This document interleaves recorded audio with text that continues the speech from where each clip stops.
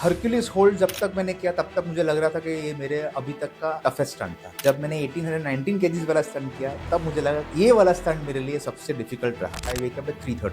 मेरा protein per day जब मैं ट्रेन करता हूँ इट गोज टू 200 ग्राम्स। मैं जो भी खाऊंगा मेरे शरीर के लिए खाऊंगा, मेरी टंग के लिए नहीं खाऊंगा। चीट मील का कॉन्सेप्ट है फर्स्ट पोर्शन सैलेड बच्चे खा ले, उसके बाद प्रोटीन और फैट्स, और उसके बाद भूख लगे तो carbs which is rice I would say, या फिर whole grain. So I started training my both sons when they were 4 into martial arts. I started training them into strength training when they were 7. But strength training was body weight training. Pull-ups, push-ups, squats, pistol squats, crunches, lunges, everything. गलत खाना, नींद अच्छी नहीं आनी, फिर जो peer group का pressure है उसकी वजह से गलत खाना, और बॉसेस का प्रेशर, फैमिली के साथ टाइम नहीं स्पेंड करने का गिल्ट, बच्चों के साथ टाइम स्पेंड नहीं करने का गिल्ट। पेरेंट्स को इतना अच्छा बॉन्डिंग क्रिएट करना चाहिए बच्चों के साथ, इतना अच्छा एजुकेशन देना चाहिए, इतना अच्छा नॉलेज देना चाहिए कि एक दीवार खड़ी हो जाए बहुत बड़ी और स्ट्रॉन्ग, कि ये सब इन्फ्लुएंस बच्चों तक पहुंचे ही नहीं। कौन सा पेरेंट अपने बच्चों को अनहेल्दी देखना चाहता है, मुझे ये समझ में नहीं आता। आपके पास क्या इतना टाइम और नॉलेज नहीं है क्या कि आप बच्चे को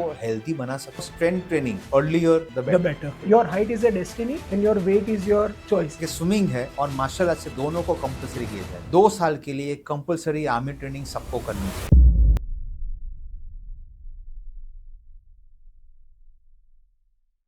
अब इस भी आपको इंडिया का स्टीलमैन कहते हैं। अब मुझे लगता है कि कोई 40-45 साल में अचानक ही उभरता नहीं है। तो मुझे आपकी फिटनेस जर्नी के बारे में जानना है कि आपने कब शुरुआत की? आप शायद मार्शल आर्ट्स आपके पापा ने इनिशिएट किया था कि आपने खुद ने इनिशिएट किया था? तो उसके बारे में बताइए and how it has manoeuvred through your corporate life, because I think it would have been hectic for you also at that time. Yes, martial arts मेरा एक पैशन रहा था स्टार्टिंग से। मेरे डैड कुश्तीबाज थे और उनको रोज मैं एक्सरसाइज करते घर पे देखता था, एंड वो मार्शल आर्ट्स में कभी नहीं थे। बट एनकरेजमेंट मुझे मिला बहुत सारी मूवीज देख के वो टाइम पे, right from Van Damme, Jackie Chan, Bruce Lee, Sylvester Stallone, Arnold, then Akshay Kumar sir himself, और वो मुझे बहुत अच्छा लगता था। और साथ साथ में if you see the old age martial art movies, तो बॉडी बहुत लीन पतले होते थे सब। पर साथ साथ में ये भी बोला जाता था कि Bruce Lee was one of the most complete body builders. वो समझ में नहीं आता तब कि ये क्या बोलना चाहते हैं, वो तो एकदम लीन बॉडी बिल्डर क्यों। Then I got to understand कि body building size is a different thing and body building is a different thing. और साथ साथ में फिर वेंडेम आए, तो he are very good physique, वो खुद बॉडी बिल्डर भी थे, और फिर वो मुझे दोनों अट्रैक्ट करने लगे। So martial arts and strength training मुझे दोनों कंबाइन करने में मज़ा आया। सो बहुत सारी मिथ्स थी वो टाइम पे कि बॉडी बिल्डिंग आप करो या स्ट्रेंथ ट्रेनिंग करो तो फ्लेक्सिबिलिटी चली जाएगी, एजिलिटी चली जाएगी। बट मुझे कभी भी ऐसा नहीं लगा। एक तो आप full range of motion always आप अगर वर्कआउट करो तो वो तो कभी नहीं आएगा कि आपकी एजिलिटी चली जाएगी, because I use to play lot of other sports also along with strength training, along with martial arts, so it help me. और तब से वो कॉम्पिटिटिव नेचर रहा है मेरा। तो ये एक वो रहा। फिर एकेडमिक्स, ऑफकोर्स पढ़ाई लिखाई में थोड़ा बहुत अच्छा था, और स्पोर्ट्स करियर वो टाइम पे कोई लाइन नहीं थी हमारे पास, या कोई एडवाइस नहीं थी कि स्पोर्ट्स में करियर हो सकता है। And when you are good in studies तो ऑब्वियसली सब लोग आपको यही बोलेंगे कि भाई ये मत कर, एकेडमिक्स में ही आगे जा। तो एमबीए किया, फिर कॉर्पोरेट्स में गया। कॉर्पोरेट्स के साथ तो during my complete corporate stint I use to work out in strength training and martial arts together, time निकाल के कुछ भी हो जाए। और ये सीखा आपने कहाँ था? Self taught? नहीं, martial arts can not be self नहीं, taught. Strength. Strength training, yes. So first book Arnold encyclopedia I थी, पापा ने 750 रुपये की वो टाइम पे ली थी, मुझे अभी भी याद है, बैंगलोर से मंगवाई थी। तो वो पढ़ के फिर अपने सीनियर्स तो जिम में मिल जाते हैं एडवाइस देने के लिए, तब से सीखना शुरू किया, पढ़ना शुरू किया, बहुत सारी बुक्स पढ़ी थी वो टाइम पे, और धीरे धीरे फिर बहुत सारे कोर्सेज किए। तो strength training I would say is better I say self taught. अब आपने कई Guinness Book of world Record पार किए, 16 आई थिंक, या अब मुझे हर स्पेसिफिक में तो नहीं जाना, आज एआई का जमाना है, सब लोग लिस्ट तो निकाल देंगे, पर दो पर मुझे ज्यादा ध्यान देना है। एक आपने जो हाल में हर्क्यूलिस स्टैंड किया वो 167 और 169, राइट? यस। और दूसरा 1800 का जो आपने वो नेल के ऊपर आपने जो लेयर्स हाँ, किया वो था, वीडियो भी आना बाकी है। बाकी है। तो मैं उस दोनों पे from a physical and mental fitness perspective आपसे जानना चाहूंगा। आपने शायद एक इंटरव्यू में कहा था कि आपका फोरआर्म में कुछ इंजरी थी और आपके स्कैपुला ने पूरा भार उठाया था। सो हाँ। Was it on spot adjustment कि आपने पहले से उसकी तैयारी की थी? And I just want to know from a physical angle how you approach this goal कि मान लो कल इसकी रिकॉर्डिंग है, तो आप कितने पहले उसकी स्टार्टिंग करते हो? सो कोई भी गिनेस वर्ल्ड रिकॉर्ड में अटेम्प्ट करूँ, आउट ऑफ माई ऑल 16, मैं ट्रेनिंग स्टार्ट करता हूँ 4 एक महीने पहले से। और हरक्यूलिस पिलर वाला जो रिकॉर्ड था, स्टंट था, वो तो डेफिनेटली बहुत टैक्सिंग था फिजिकली। तो उसकी ट्रेनिंग मेरी चालू हुई करीबन 3 महीने पहले से। ओके। बहुत ज़्यादा नहीं, पहले नहीं किया था मैंने। और प्रैक्टिस में इंजरी आने के चांसेस थे। तो पहले तो बहुत कम वेट के पिलर्स मैंने बनाए, उससे मैंने प्रैक्टिस चालू की, फिर धीरे धीरे वेट बढ़ाता गया। और मैंने कभी भी 160 प्लस केजी वाले पिलर पे प्रैक्टिस की ही नहीं थी। Maximum I did was 120 KGs. So that is how I approach a stunt always. सो मैं 100% वाली प्रैक्टिस में कभी नहीं करता हूँ। सो आपने जो 1819 केजीज का जो मैंने वेट मेरे ऊपर रेजिस्ट किया था, सस्टेन किया था, वो भी मैंने उतना कभी नहीं रखा। मैंने रखा था 1250 की। That is how I train, I that is how I prepare my self. और बाकी का फिर जो होता है that is physical aspect, the rest aspect is mental aspect. क्योंकि मैं सॉरी टू इंटरप्ट, पर मैं यहाँ कहना चाहूंगा कि आपने जो 1800 का कहा, तो अगर हम लोग नॉर्मल फिजिक्स की डेफिनेशन देखें तो force is equal to mass into acceleration. या तो आपने 1800 तो का, पर मैं मानता हूँ कि 18,000 न्यूटन का आपका पावर ऊपर आया था। बिल्कुल। हाउ कम कंप्रेशन नहीं आया? हाउ कम आपके ऑर्गन्स नहीं दिखे? क्योंकि फ्रॉम अ लेमन एंगल लोगों को कुछ चीजें समझ नहीं आती, तो या तो वो जादू ही लगती है, या तो ये लगता है कि असंभव है, ये कुछ ट्रिक उसने की है, खाली वीडियो पे की है। तो मैं वो जानना चाहता हूँ कि फिजिकल को आपने ट्रिक किया है, कुछ ऐसी ट्रिक है कि उसकी कुछ है उसका? नॉर्मली जो लोग इसको अप्रिशिएट नहीं कर सकते या फिर इसको एक्सेप्ट नहीं कर सकते, वो लोग बोलते हैं कि ट्रिक किया है। So if you see my earlier records, जो जिसमें नेल बेस सैंडविच वाले रिकॉर्ड्स है, 9 लेयर्स वाले, जो I was at the bottom most, मेरे ऊपर 9 लोग या ऊपर हैं। So if you see that stunt also, तो जैसे जैसे वेट बढ़ता जाता है, हाइट बढ़ती जाती है, ग्रेविटेशनल फोर्स उतना ही आता है। या बट इन दैट स्टंट लोग बोलते हैं कि तो नेल्स आर इक्वली प्लेस्ड, वो थोड़ी अंदर घुसेंगे। तो आई ओनली से एक बार करके देखो, पता चलेगा। So it is very simple, no, very easier and set के नहीं लगेगा, या वेट तो डिस्पर्स हो गया है पूरे बॉडी पे। ये सब बहुत सारे, I keep on seeing the comments and all. पर मुझे अच्छा लगता है, आई सी के ये कमेंट्स आते हैं, इसका मतलब कि आइदर ये एक्सेप्ट नहीं कर सकते कि ऐसा कोई कैसे कर सकता है, एग्जैक्टली। हमसे तो नहीं होगा। और यही मुझे किक देती है। जहाँ तक ये 18-19 केजीज वाला जो वेट मेरे ऊपर सस्टेन करने का रिकॉर्ड था, हरक्यूलिस होल्ड जब तक मैंने किया तब तक मुझे लग रहा था कि ये मेरे अभी तक का टफेस्ट स्टंट था। जब मैंने 1819 केजीज वाला स्टंट किया, तब मुझे लगा कि ये वाला स्टंट मेरे लिए सबसे डिफिकल्ट रहा।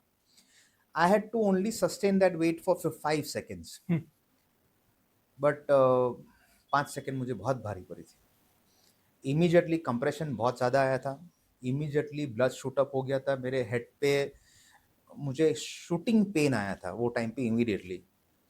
पर अभी इतनी ट्रेनिंग की है, इतने सालों से मेंटल और फिजिकल कंडीशनिंग की है, तो इतना तो पेन बेयर कर सकता हूँ। और तभी तो वर्ल्ड रिकॉर्ड मिलेगा, ऐसे ही थोड़ी मिलेगा। So it was a difficult start. और आपकी मार्शल आर्ट ट्रेनिंग ने आपको हेल्प की होगी, राइट? क्योंकि आप 100%। आप कहते हो कि अगर मैं गलत नहीं हूँ तो 80% is mental and 20% is physical. आप कैसे इसे देखना चाहोगे? नो, आई वुड से 100% फिजिकल, 100% मेंटल। ओके। सो ये बोलना बहुत गलत है कि majority is mental. Both aspects इतने ही इक्वली इसमें नो काम करते हैं। क्योंकि अगर मैं फिजिकली इतना कंडीशन नहीं हूँ, इतनी ट्रेनिंग मैंने नहीं की है मार्शल आर्ट्स की, तो मैं पहले तो वहीं हार जाऊंगा, फिर मेंटल एस्पेक्ट आएगा। सो मेंटल एस्पेक्ट के दो पहलू हैं। वन इज के पहले तो मैं स्टंट को चैलेंज करूँ, एक्सेप्ट करूँ कि हाँ मुझे करना है, दैट इज फर्स्ट एस्पेक्ट, वो जो मेंटली होता है। उसके बाद फिजिकल ट्रेनिंग, और जो लास्ट में जो सस्टेन करना है वो भी वापस मेंटली आ जाएगा।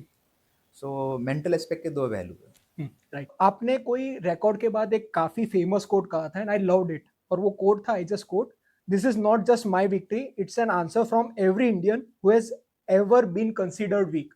ये Yeah. मुझे चुभा था, सच बताऊं तो, क्योंकि ये चीजें काफी लोगों को इंफीरियरिटी कॉम्प्लेक्स होता है Yes. Physical, basically physical domain में। True. हम कभी भी गोरों को देखते हैं, वेस्टर्न को देखते हैं, तो खुद को छोटा महसूस ही करते हैं बिल्कुल। कि भाई उनके पानी और कुछ में कुछ अलग है, वो लोग इतने स्ट्रांग हैं। Yes. अब मैं इंडियन जेनेटिक्स को चैलेंज आप क्यों कर रहे हो वो जानना चाहूंगा। And what is our high bar, क्योंकि आप पोटेंशियल आपने ब्रेक कर दिया है, जो ब्रेक हमारी जो कहते हैं ना बिलीफ सिस्टम थी वो सारी यस, ब्रेक हो चुकी है, यस। तो उसके बारे में जानना चाहूंगा। तो मैं पहले से ही जितनी भी स्पोर्ट खेलता था, so I used to travel a lot then hmm, also. और बहुत सारे ऐसे फॉरेन एथलीट्स को भी मिलता था, एग्जाम्पल जूडो में मिलता था तब। सो जब भी ये फॉरेन एथलीट्स मिलते हैं, they never consider Indian athletes as with respect. मैंने कोच को पूछता था कि ऐसा क्यों है, ये why don't they respect us, because they always looked us down, कि ये कुछ नहीं कर सकते। क्यों? मैं बोलता हूँ वो उनका फॉल्ट नहीं है, फॉल्ट हमारा है। ओके। हम अपने आप को ही कैपेबल नहीं समझते, अपने आप में कॉन्फिडेंस नहीं रखते, और इसीलिए प्रूव नहीं कर सकते, इसीलिए जीत नहीं सकते।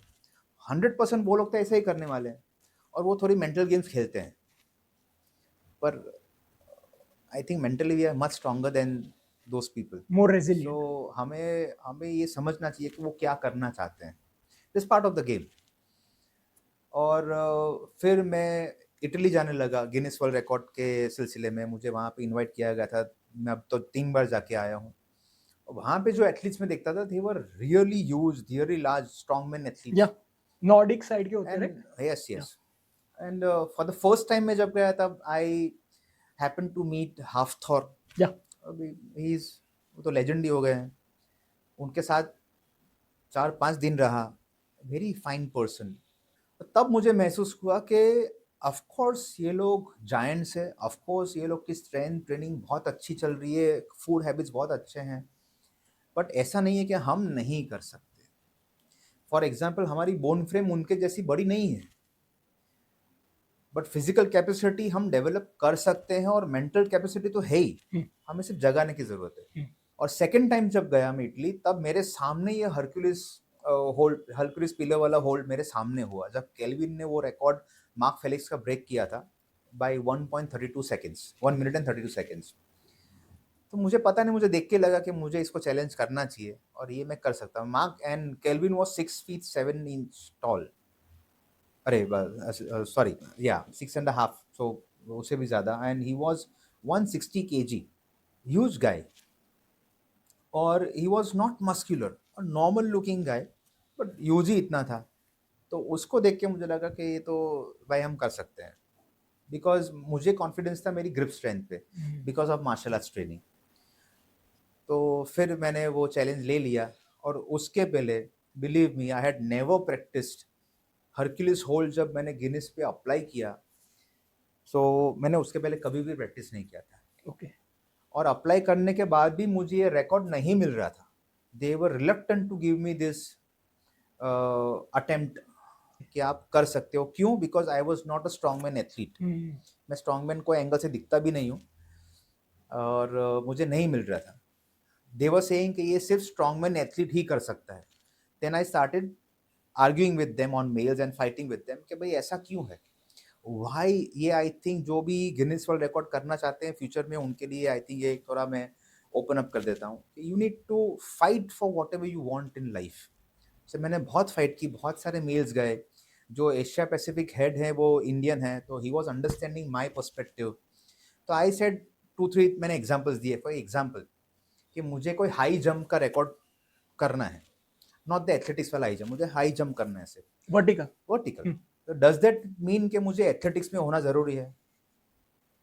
तो फिर ये रिकॉर्ड में ऐसा क्यों ज़रूरी है कि मुझे स्ट्रॉन्गमैन एथलीट ही होना पड़ेगा? सो ये तो गलत है। ये गिनीज ने कहीं भूल कर दी है कि वो एसोसिएशन के साथ वो टाइम पे टाई अप किया होगा, वॉट एवर, पर ये गलत है।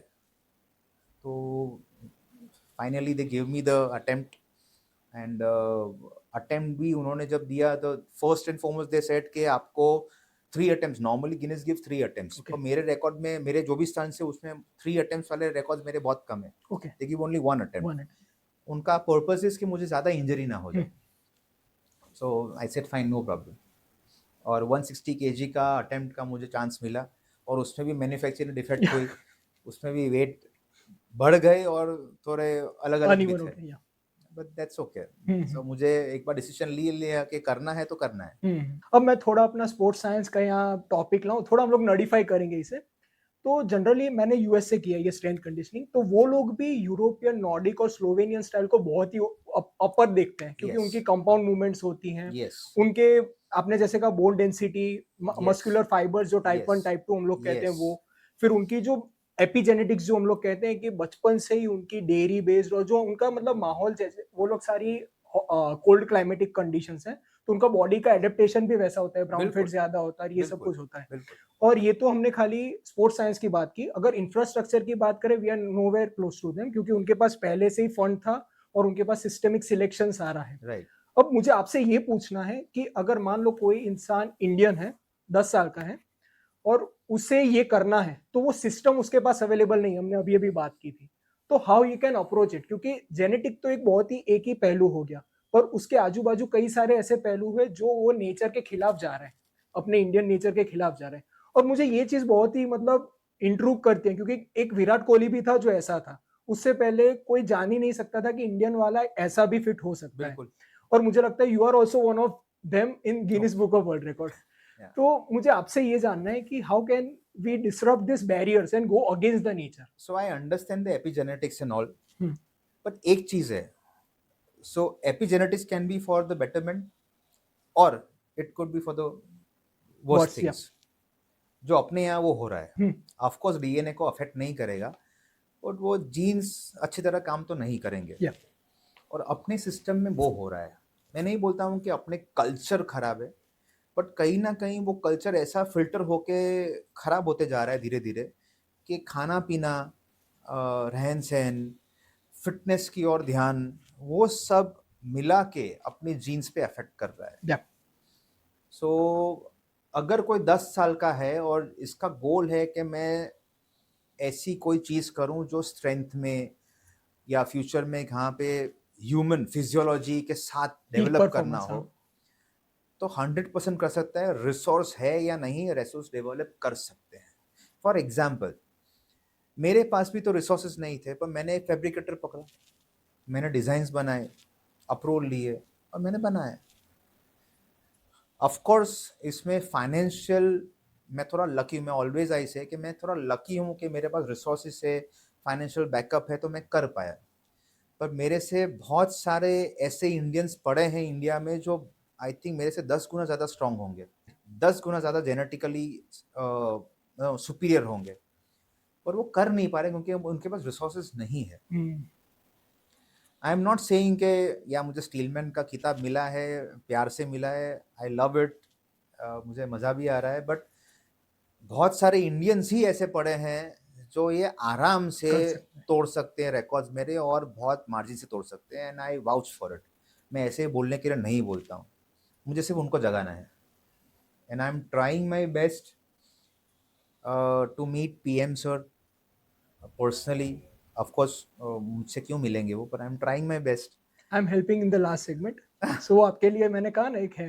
Okay, so I am trying my best कि वो मिले। मेरा मिलने का पर्पज़ ही एक है, मैं ऑलवेज एक ओलंपियन होना चाहता था, ओलंपिक स्पोर्ट्स में जाना चाहता था, पर मैं नहीं जा पाया कोई कारण से। सो मैं गिनीज को ओलंपिक के दर्जे से इक्वलाइज करता हूँ, बिकॉज जो मेरे स्टंट्स है, आई थिंक जो जजमेंट देने का सिस्टम है ना, वो गिनीज का बेस्ट है। ओके, और इसमें कोई सब्जेक्टिविटी नहीं है, किसी का कोई इंटरेस्ट नहीं है, इट इज़ प्योर, उनका मेरिट। जो सिस्टम है उसके हिसाब से ही आपको मिलेगा, नहीं तो नहीं मिलेगा। So I think I Olympics and Guinness को मैं साथ में रखूँगा जब जहाँ तक स्टंट्स की बात आएगी। और मैं पीएम सर को ये मिलना चाहता हूँ कि अगर मैं 16 रिकॉर्ड्स मैंने किए हैं, तो मेरे जैसे ऐसे बहुत सारे इंडियन यूथ है जो इसमें आई थिंक 10 गुना ज़्यादा कर सकते हैं। तो उनको अरे अरे एनकरेजमेंट देने के लिए I think it has to come from PM sir straight away. अगर मोदी जी उनको एनकरेजमेंट देंगे तो उनके लिए रिसोर्सेज डेवलप भी हो जाएंगे, सिस्टम्स भी बन जाएगी, सब हो जाएगा। मैंने अब तक जितना भी झेला है, जितना भी फाइनेंशियली बेयर किया, वो मैं करता आ रहा हूँ, मैं और भी करूँगा आगे। और ऐसे बहुत सारे हैं जिनको चाहिए और नहीं कर सकेंगे वो, उनके लिए क्या। So I want to meet PM sir only for this purpose कि उनको एनकरेजमेंट अच्छे से मिले, और इंडिया का नाम और अच्छे से ऊपर आए। अभी फिलहाल हरक्यूलिस पिलर होल्ड के बाद इंडिया का नाम स्ट्रॉन्गमैन फ्रेटर्निटी में भी आ गया है कि भाई ये ऐसा बंदा जो नॉर्मल लुकिंग पर्सन है जेनेटिकली, वो कैसे कर गया ये हरक्यूलिस पिलर स्टंट वाला। तो I think they have to wait for more surprises, क्योंकि मेरे से बहुत से ऐसे लोग हैं, मेरे से और छोटे भी होंगे पर मेरे से और ताकतवर होंगे, वो कर पाएंगे ये सब। So I think they still have to wait for more coming from India. Hmm, So, and I would be happy to see them, scrolling up the charts. या So, ये एक मेरा पर्पस था। Then that is what I'm working on. So, resources तो I think एक बार आप decide कर लो ना कि करना है, फिर सब आपको हेल्प करने में आ जाएंगे। या तो यूनिवर्स कम्स टुगेदर। अब आजकल डे इन अ लाइफ का ज़माना है। आपने एस्टन हॉल का देखा वो मॉर्निंग रूटीन और इवनिंग रूटीन का। सो आज सबको पता वो जानना है कि आपका क्या रूटीन है, क्यों आपने बनाया है, कैसे बनाया और सब लोग अपना मतलब साइंस बेस्ड टूल्स, प्रोटोकॉल्स लिख के बैठे हैं कि सुबह उठकर 4 बजे से सवा 4 ये करने का, फिर 4:17 से 4:18 ये करने का। सबका एकदम माइक्रो मैनेज्ड है। तो मैं आपके हिसाब से जानना चाहता हूँ बिकॉज़ मुझे लगता है कि you are just a normal guy when मैं इट ऐसा कम्स टू ये। करूंगा तो बीबी मारेगी मुझे। हाँ, मेरे रूटीन थोड़े बहुत चेंज होते हैं। जब मैं कोई रिकॉर्ड के लिए या परफॉर्मेंस के लिए रेडी नहीं होता हूँ, तब मेरा रूटीन अलग होता है। Okay. But when I decide कि मुझे ये करना है, तब मेरा रूटीन अलग हो जाता है। So it's kind of off season on season. So off season में I wake up at 4:30। Okay. So normally उठ के मैं सुबह I have my warm water and all. मैं आइस प्लंज में इतना मैं वो नहीं करता हूँ, बट मैं आइस क्यूब को रब करता हूँ okay. With a handkerchief, direct contact भी नहीं करता हूँ। That is what I do. उसके बाद मेरा प्रोटीन शेक होता है। Then I go to gym, train my clients, come back, have breakfast, have a nap for say half an hour, 45 minutes, lunch, go to gym, strength training workout, come back, freshen। मेरा घर और मेरा gym बहुत पास है, which is a blessing actually। Again I go in the evening, I have couple of clients, और उसके बाद martial arts training. Okay. So I end my day with martial arts training, martial arts की training के साथ करता हूँ। And I train people also in martial arts. जो मेरा एडवांस बैच जो है मिक्स मार्शल आर्ट्स का और कूडो का, वो मैं करवाता हूँ। That is 3 days a week। But जब मैंने डिसाइड कर लिया कि मुझे ये कोई स्टंट करना है, so I wake up at 3:30। I do my empty stomach cardio, और उसके बाद मेरा खाना पीना तो ऑलमोस्ट वही है, उसमें ज़्यादा फ़र्क नहीं होता है। बट कभी एक टाइम पे मैंने ऐसा सोचा था कि नील बेस सैंडविच वाला स्टंट है, तो थोड़ी बहुत फैट बढ़े तो थोड़ा कम या चुभेगा। सो आई ट्राइड माई बेस्ट कि थोड़ा वेट बढ़ाऊं, पर नहीं हो पा रहा था, because I am a very small eater. मैं इतना ज़्यादा नहीं खा सकता हूँ।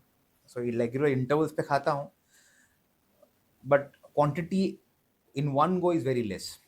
एंड मैं ऑलवेज बिलीव करता हूँ कि डाइनिंग टेबल से भूखे पेट उठ जाना चाहिए, एकदम पेट भर के खाना नहीं चाहिए।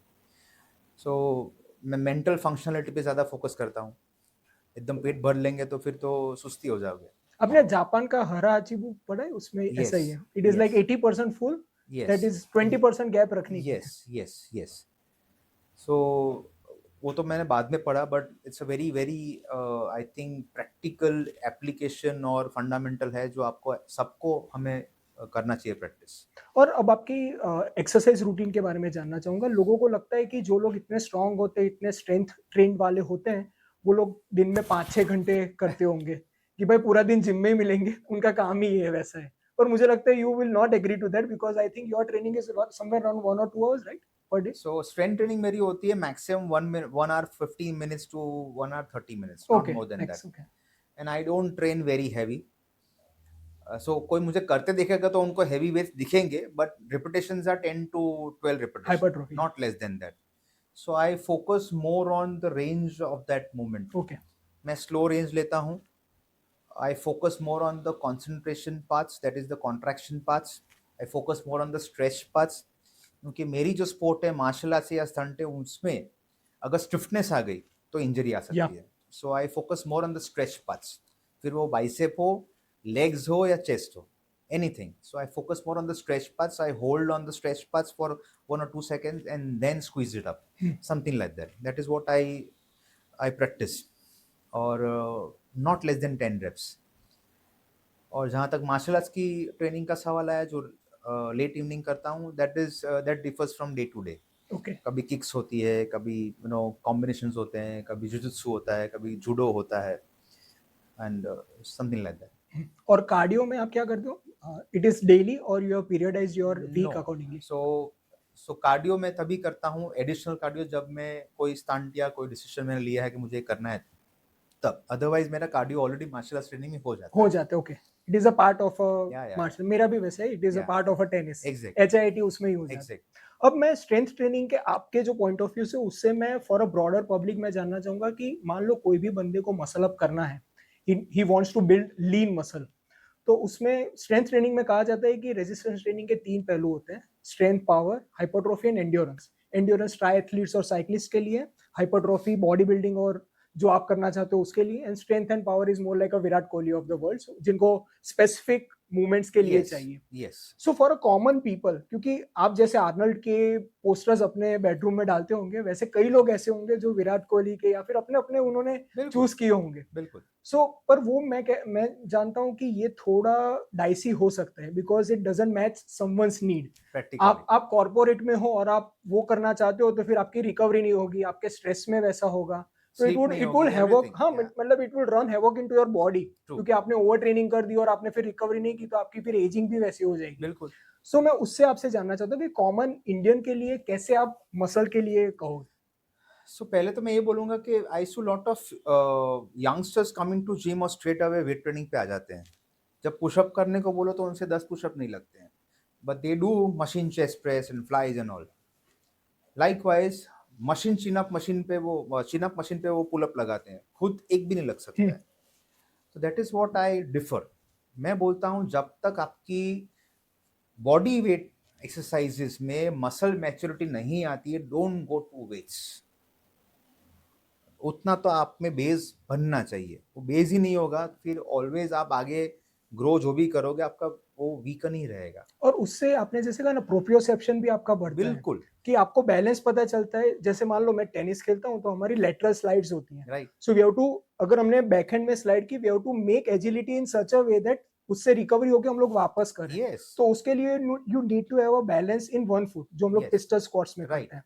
सो ये सारी चीजें हमारे इंडियंस को नहीं पता, वो डायरेक्ट बाइसेप्स या डंबल लेने में जुड़े हुए हैं. So that is what I am saying कि वो मसल मैच्योरिटी पहले बेस बनाओ. बेस बनो या. ये क्या प्रॉब्लम इज कि ये जो भी youth immediately straight away direct gym में जंप करता है, कुछ भी बॉडी वेट ट्रेनिंग के नहीं करने के अलावा आते हैं, और फिर वो लोग जाते हैं शॉर्टकट्स में. क्रिएटिन ले लो, बल्क हो जाओगे. को किसी ने बोल दिया ये जूस ले लो, फिर चालू हो जाता है सब कुछ. Yeah. That is a wrong direction. So मैं जो भी बोल रहा हूँ, I preach what I practice. So I train. मेरे पास बहुत सारे छोटे बच्चे भी आते हैं. So I started training my both sons when they were 4 okay. into martial arts, and I started training them into strength training Yeah. when they were 7. Yeah.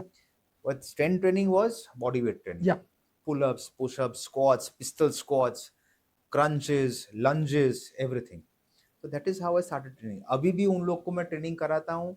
My elder son is 16, the younger son is 13. अभी भी उनको जो training कराता हूँ, they don't go below 20 reps. Okay. Everything is about 20 reps. Endurance side. So yes, so I try to focus more on the muscle contraction and stretch parts, concentric. अब आपने बात की थी अब थोड़ी देर पहले कि लोगों का ये वहम होता है कि स्ट्रेंथ ट्रेनिंग से स्टिफनेस आती है, कि मतलब वो एक आपने शायद रील देखी होगी कि 2 बॉडी बिल्डर्स हैं, एक बंदा नॉर्मल है और वो सीधा ऐसा कर पा रहा है, और दूसरा वाला आधा भी नहीं कर रहा, वो पीछे हम लोग जो करते हैं वो. तो वो वाला स्टीरियोटाइप अभी भी है मेरे हिसाब से, Yes. कि लोग जिम नहीं जाते क्योंकि उनको लगता है कि ऐसे चौड़े हो जाएंगे और हम लोग फ्लेक्सिबिलिटी नहीं रखेंगे. से तो इसमें उसका या आई अंडरस्टैंड आप जो कहना चाहते हो, पर इसमें दो चीज़ अलग अलग है. एक, अगर कोई बॉडी बिल्डर को आप बोलो कि आप ये ऐसे करके टच करो करके पीछे, या फ्लेक्सिबल स्प्लिट करके दिखाओ, तो वो उनको डिफिकल्ट है. डिफिकल्ट. क्यों डिफिकल्ट? मसल मास उतना बढ़ चुका है कि वो मूवमेंट लाना उतना डिफिकल्ट है, उनको इंजरी भी आ सकती है. बिकॉज पहले तो बॉडी बिल्डर्स एक तो लो फैट परसेंट पे होते हैं, तो वो भी देखना है उनको, सडन मूवमेंट्स फट से नहीं कर सकते। दूसरा, जो अगर कोई body builder full range of motion से वर्कआउट करता है, विच मीन्स ही इज फ्लेक्सिबल। या द बेसिक आइडियोलॉजी इज कि आप मसल का मसल रेंज टिश्यू को आप मैक्सिमम रेंज तक आप उसको ले स्ट्रेच सकते हैं। करो और वापस लाओ। हम्म, तो अगर कोई भी बॉडी बिल्डर हो फुल रेंज ऑफ मोशन में वर्कआउट करेगा तो which means he is flexible. Hmm, पर majority, unfortunately majority body builders जो है, not unfortunately but that sport demands कि वो सिर्फ मसल पीक एंड कॉन्ट्रैक्शन पे फोकस करते हैं, दे डोंट स्ट्रेच मोर। उनका फोकस रहता है कि मसल की हाइपोट्रोफी मैक्सिमम लाए, तो उसके लिए रेंज ऑफ मोशन भी बहुत बार कम कर देते हैं, and that makes them stiff. या बट अगेन ये सब कंपेयर करने के लिए बोल देते हैं, अलग बात है। बट कोई बॉडी बिल्डर क्यों स्प्लिट करेगा? कोई बॉडी बिल्डर ऐसे करके हाथ खाली पीछे दिखाने क्यों के लिए, करेगा? हाँ भाई। सो इट्स वेरी फुलिश कि अगर उनको बोला भी जाए कि आप ये करके दिखाओ, क्यों बताएंगे वो लोग? उनको जो दिखाना है वो स्टेज पे दिखाएंगे। एग्जैक्टली, वो कहते हैं ना कि सबको अपना काम पता है। सचिन तेंदुलकर को डंक नहीं मारना बिल्कुल, और माइकल जॉर्डन को स्ट्रेट ड्राइव नहीं डालनी। बिल्कुल। राइट। सो ये बैठे बैठे घर पे बैठे बैठे कंपेयर करा दो इन दोनों को, ये वो है ये वो है। अब ये सब बोलने वाले कौन होते हैं? जिनको अपने बच्चे को डिस्करेज करना है जिम जाने से, वो ऐसा बोलेंगे या कि देख बॉडी बिल्डर तो स्टिफ होते हैं। अरे भाई, आपको नॉलेज नहीं है तो क्यों कर रहे हो आप ये सब? हंड्रेड ये परसेंट प्रॉब्लम है। 100% एग्री। अब मान लो मैं स्मिथ आपके पास आता हूँ, आपके एथलेटिका जिम में, और मैं आपको चैलेंज करता हूँ कि मुझे अगले 5 साल में आपका रिकॉर्ड तोड़ना है और आप ही ट्रेन करिए। So what will be your approach? मुझे आप खाली मेरा टेम्पलेट लेके, जो भी हमने आगे बात की थी कि रिसोर्सेस नहीं है, तो मैं चाहता हूँ ये 5-10 मिनट में आप समझाएं कि how it goes from scratch, और ताकि वो लोग अपने ओर से जितना कर सके वो तो शुरू कर दे। सो यस, मेरे पास ऐसे लोग आते हैं। So first I try and जज देयर मेंटल कैपेसिटी। बोलना अलग बात है, मेंटली आपको क्या इतना अ, अपने आप पे जुल्म करना रेडी हो कि नहीं हो, उतना पेन लेने के लिए रेडी हो कि नहीं हो, उतना टाइम स्पेंड करने के लिए रेडी हो कि नहीं हो, वो भी फोकस से। तो आई ट्राई एंड जज इट बाय से इन नेक्स्ट 15 to 20 days। जो भी मैं टास्क दूंगा करने के लिए उसमें ये सब मैं जज करूंगा, और उसके बाद गाइडेंस चालू करूंगा। आपको एग्जैक्टली करना क्या है उसके हिसाब से फिर ट्रेनिंग चालू हो। सो जो मेरे रिकॉर्ड्स करने हैं उसमें ऑनेस्टली वो आपको बॉडी बिल्डिंग जैसी करने की कोई ज़रूरत नहीं है। ऑफकोर्स ट्रेनिंग बहुत ज़रूरी है, बट देन डिपेंड्स कि आपका गोल क्या है, उसके हिसाब से आपका न्यूट्रिशन जाएगा, आपका मैक्रो सेट होगा, आपकी कौन सी डेफिशिएंसीज है वो आएगा, आपके डेफिशिएंसी को कैटर करने के लिए माइक्रो न्यूट्रिएंट्स जाएंगे, सप्लीमेंट्स जाएंगे, वो सब जाएगा। बिकॉज मेरे जो भी स्तन से उसमें फेरेटिन लेवल्स बहुत अच्छे रहने चाहिए। बिकॉज जब आप कंप्रेस्ड होते हो या फिर एक्सट्रीम प्रेशर में स्ट्रेंथ लगती है, तो टाइडल लंग कैपेसिटी बोलो या ऑक्सीजन का फेरेटिन लेवल्स सैचुरेशन, या आपको बहुत काम करता है। और ये फेरेटिन लेवल्स तब मतलब ये बहुत छोटा सा पैरामीटर पर ये सब चेक करना बहुत ज़रूरी है वो। ऑक्सीजन डिफ्यूजन की आप बात कर रहे हो कि बिल्कुल, बिल्कुल। जो सेल्स है लास्ट सेल उनके लिए बिकॉज इतना ऑक्सीजन। कंप्रेशन आने के बाद वो तो आपको वहाँ पे मिनट्स रहने हैं, या सेकंड नहीं मिनट्स तक रहना है, और वो सांस चलनी चाहिए, वो बंद नहीं कर सकते आप। तो कैसे करोगे? तो that is how. So swimming pool भी है मेरे पास, तो उसमें ट्रेनिंग होती है। एलिवेशन मास भी है, तो उसके साथ ट्रेनिंग कैसे करनी है वो सब के साथ आपकी ट्रेनिंग फिर चालू होगी। अब मान लो मैं 29 का हूँ अभी, तो is it too late for me कि नहीं, बिल्कुल नहीं। कि we need to go from childhood only, ना और ना ना ना ना, आप चालू कर सकते हो, no problem at all. Okay, it has to be here. Okay, it is like that. क्योंकि कई लोग ऐसा कहते हैं कि भाई हमारे दिन तो चले गए।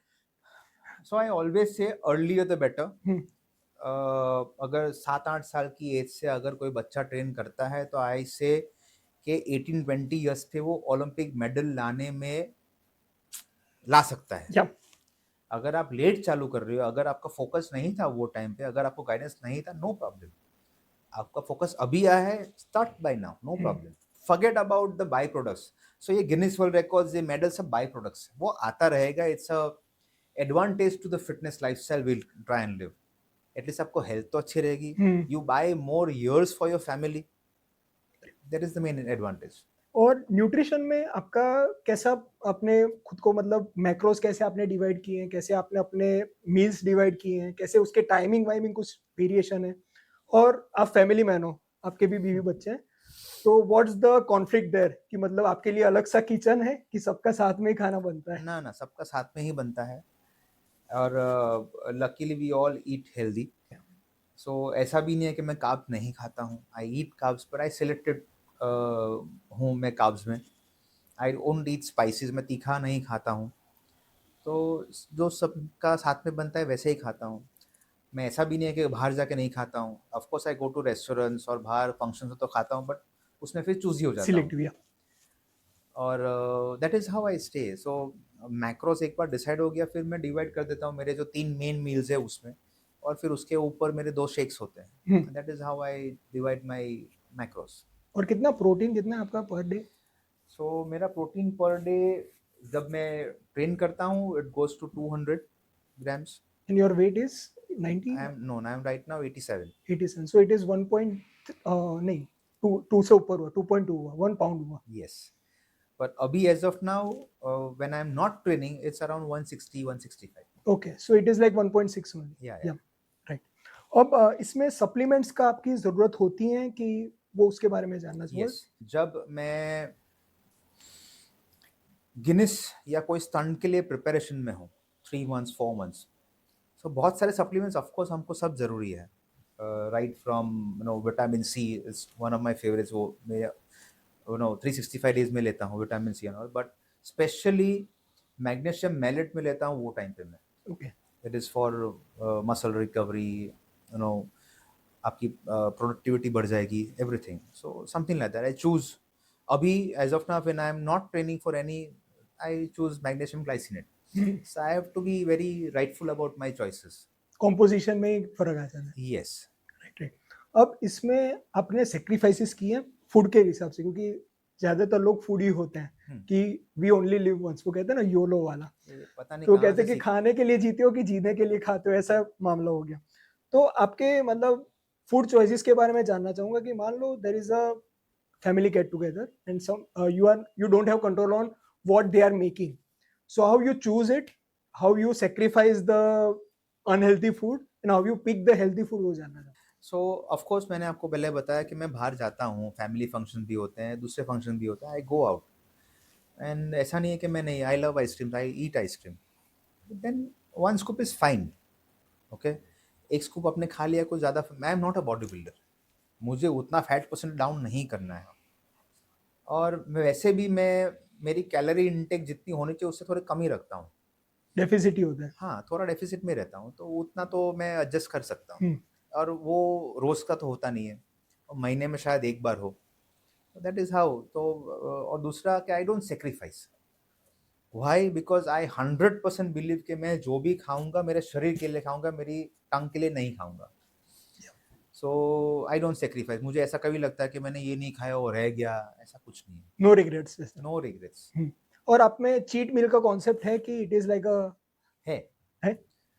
सो आई ऑलवेज से, सो मुझे बहुत बार क्लाइंट्स आके बोलते हैं, तो चीट डे कब होगा? तो आई काउंटर क्वेश्चन, चीट हु? किसको चीट करना चाहते हो? सच अ चीट मील, एक पिज़्ज़ा एक बर्गर खाना है। मैंने वापस बोला कि चीट किसको करना है आपको? तो नहीं समझ सकते वो लोग। उनको अपने आप को चीट करने का बोल रहे हैं आप। अपने आप को कौन चीट करता है? Who will do that? So I always say it should be a treat day. So treat days, मैं normally I don't celebrate treat days, but मेरे बच्चों को मैं कभी, दे आर किड्स, उनको ट्रेनिंग हार्ड कराता हूँ, उनका न्यूट्रिशन भी, फूड भी ऐसा है, तो I give them treat days. So treat days पे उनको जैसा चाहिए वैसा उनको खाना मिलता है।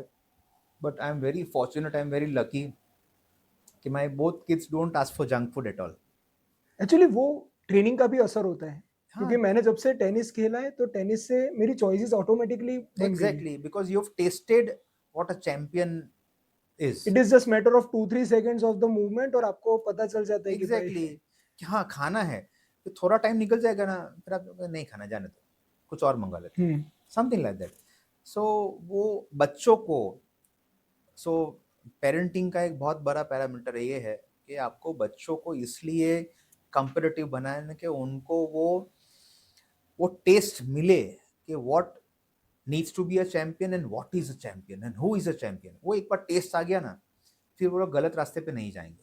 एक्चुअली इसमें अगर न्यूरोसाइंस में देखें तो डोपामिन आपको कहाँ से मिलता है वो इम्पोर्टेंट हो जाता है। बिल्कुल, कि अगर आपको मान लो कि मुझे यहाँ पिज़्ज़ा पड़ा है और मैंने पिज़्ज़ा खाया और मुझे वो हाई मिल गई, पर वही चीज़ मैंने यहाँ कुछ प्रोटीन बार खाया और वो खाया और उससे मुझे कल सुबह के टेनिस मैच में मिली, तो वो डिलेड ग्रैटिफिकेशन का आ जाता है और आपकी जो पूरी साइक वैसे डेवलप हो जाती है। And you will be more satisfied completely कि हाँ, इसकी वजह से ये हुआ। आप इमीडिएट रिलेट कर पाओगे राइट। और इसकी वजह से ये गलत हुआ। अगर आप पिज़्ज़ा भी खा लोगे तो भी परफॉर्मेंस में फ़र्क आएगा। तो इमीडिएटली आप रिलेट कर पाओगे। जब बच्चे हैं तो मैं एकदम टोकने की बात नहीं करता हूँ कि नहीं एकदम टोको मत, करने दो। Let them experience, let them give you the feedbacks. वो जब फीडबैक देंगे ना उनको खुद रियलाइज़ होगा कि हाँ, ऐसा हो रहा है। और I think autonomy is one of the key pillar for long term बिल्कुल, habit development and personality development भी। यस, कि अगर मान लो मैंने आपको बोला कि भाई यही खाना है और अगर मैं आपको बोलता हूँ कि भाई ये और ये दोनों खा सकते हैं, अगर मैं आपकी जगह होता तो मैं ये खाता, अब यस, आपकी चॉइस है। बिल्कुल, तो उससे जो चॉइस होगी it would be like right choice. Reintegrating. भले पहले 1-2 बार गलत चॉइस होगी पर वो फीडबैक जब आएगा ना, या वो बोलते टाइम कंप्लीटली। ही उनको रियलाइज़ हो जाएगा कि हाँ, ये गलत हुआ। और ऐसा भी टाइम आएगा तब वो आपको एडवाइस देंगे, बिल्कुल, उल्टा आएगा। That is what all parents want. या अब इसमें मैं मेरा जो पेन पॉइंट जो मैं सॉल्व करना चाहता हूँ वो मेरे पेरेंट्स की हेल्थ है।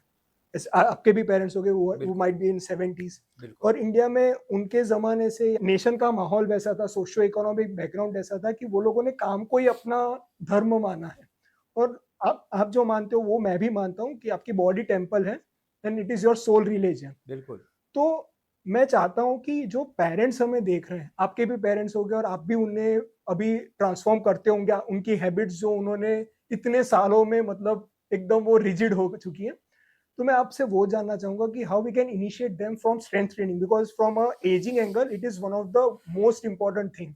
या कि अगर मेडिकल में अगर आपको मैं कहूँ तो कोई भी इंसान मान लो 65 का हो कि 75 का हो, वो एक ही बेड रिडन सर्जरी या फिर मेडिकल कंडीशन से दूर है। मान लो कि वो रात को मतलब टॉयलेट गया या कहीं गया और वहाँ फिसल गया। बिल्कुल, it is downhill for them. तो मतलब एक रात पहले वो एकदम अच्छा था और वहाँ अगर उसकी हिप रिप्लेसमेंट आई या नी रिप्लेसमेंट आई, तो वो सार्कोपीनिया जो मैं कह रहा हूँ मसल लॉस, वो वहीं से पूरा बिल्कुल, शुरुआत होता है। बिल्कुल। सो वो मेरा पेन पॉइंट है जो मैं हर डिस्कशन में लाता ही हूँ। तो मैं आपका नज़रिया जानना चाहूँगा कि आपने कैसे किया और क्या प्रैक्टिकल जहाँ टिप्स हैं? तक इंडियंस की बात आई, विज़-अ-विज़ दूसरे फॉरेन या कंट्रीज़, एक बार रिटायरमेंट एज पे आ गए, ये आपने भी ऑब्ज़र्व किया होगा और बहुत सारे आपके व्यूअर्स भी ऑब्ज़र्व कर रहे होंगे। एक बार रिटायरमेंट एज पे आ गए, वो सुबह उठ के पेपर बैठ पकड़ के बैठ जाएँगे, चाय भी मँगवाएँगे, सब कुछ अपने पास में होंगे, कुछ भी नहीं करेंगे। मतलब सिर्फ़ 1-2 दिन की बात है।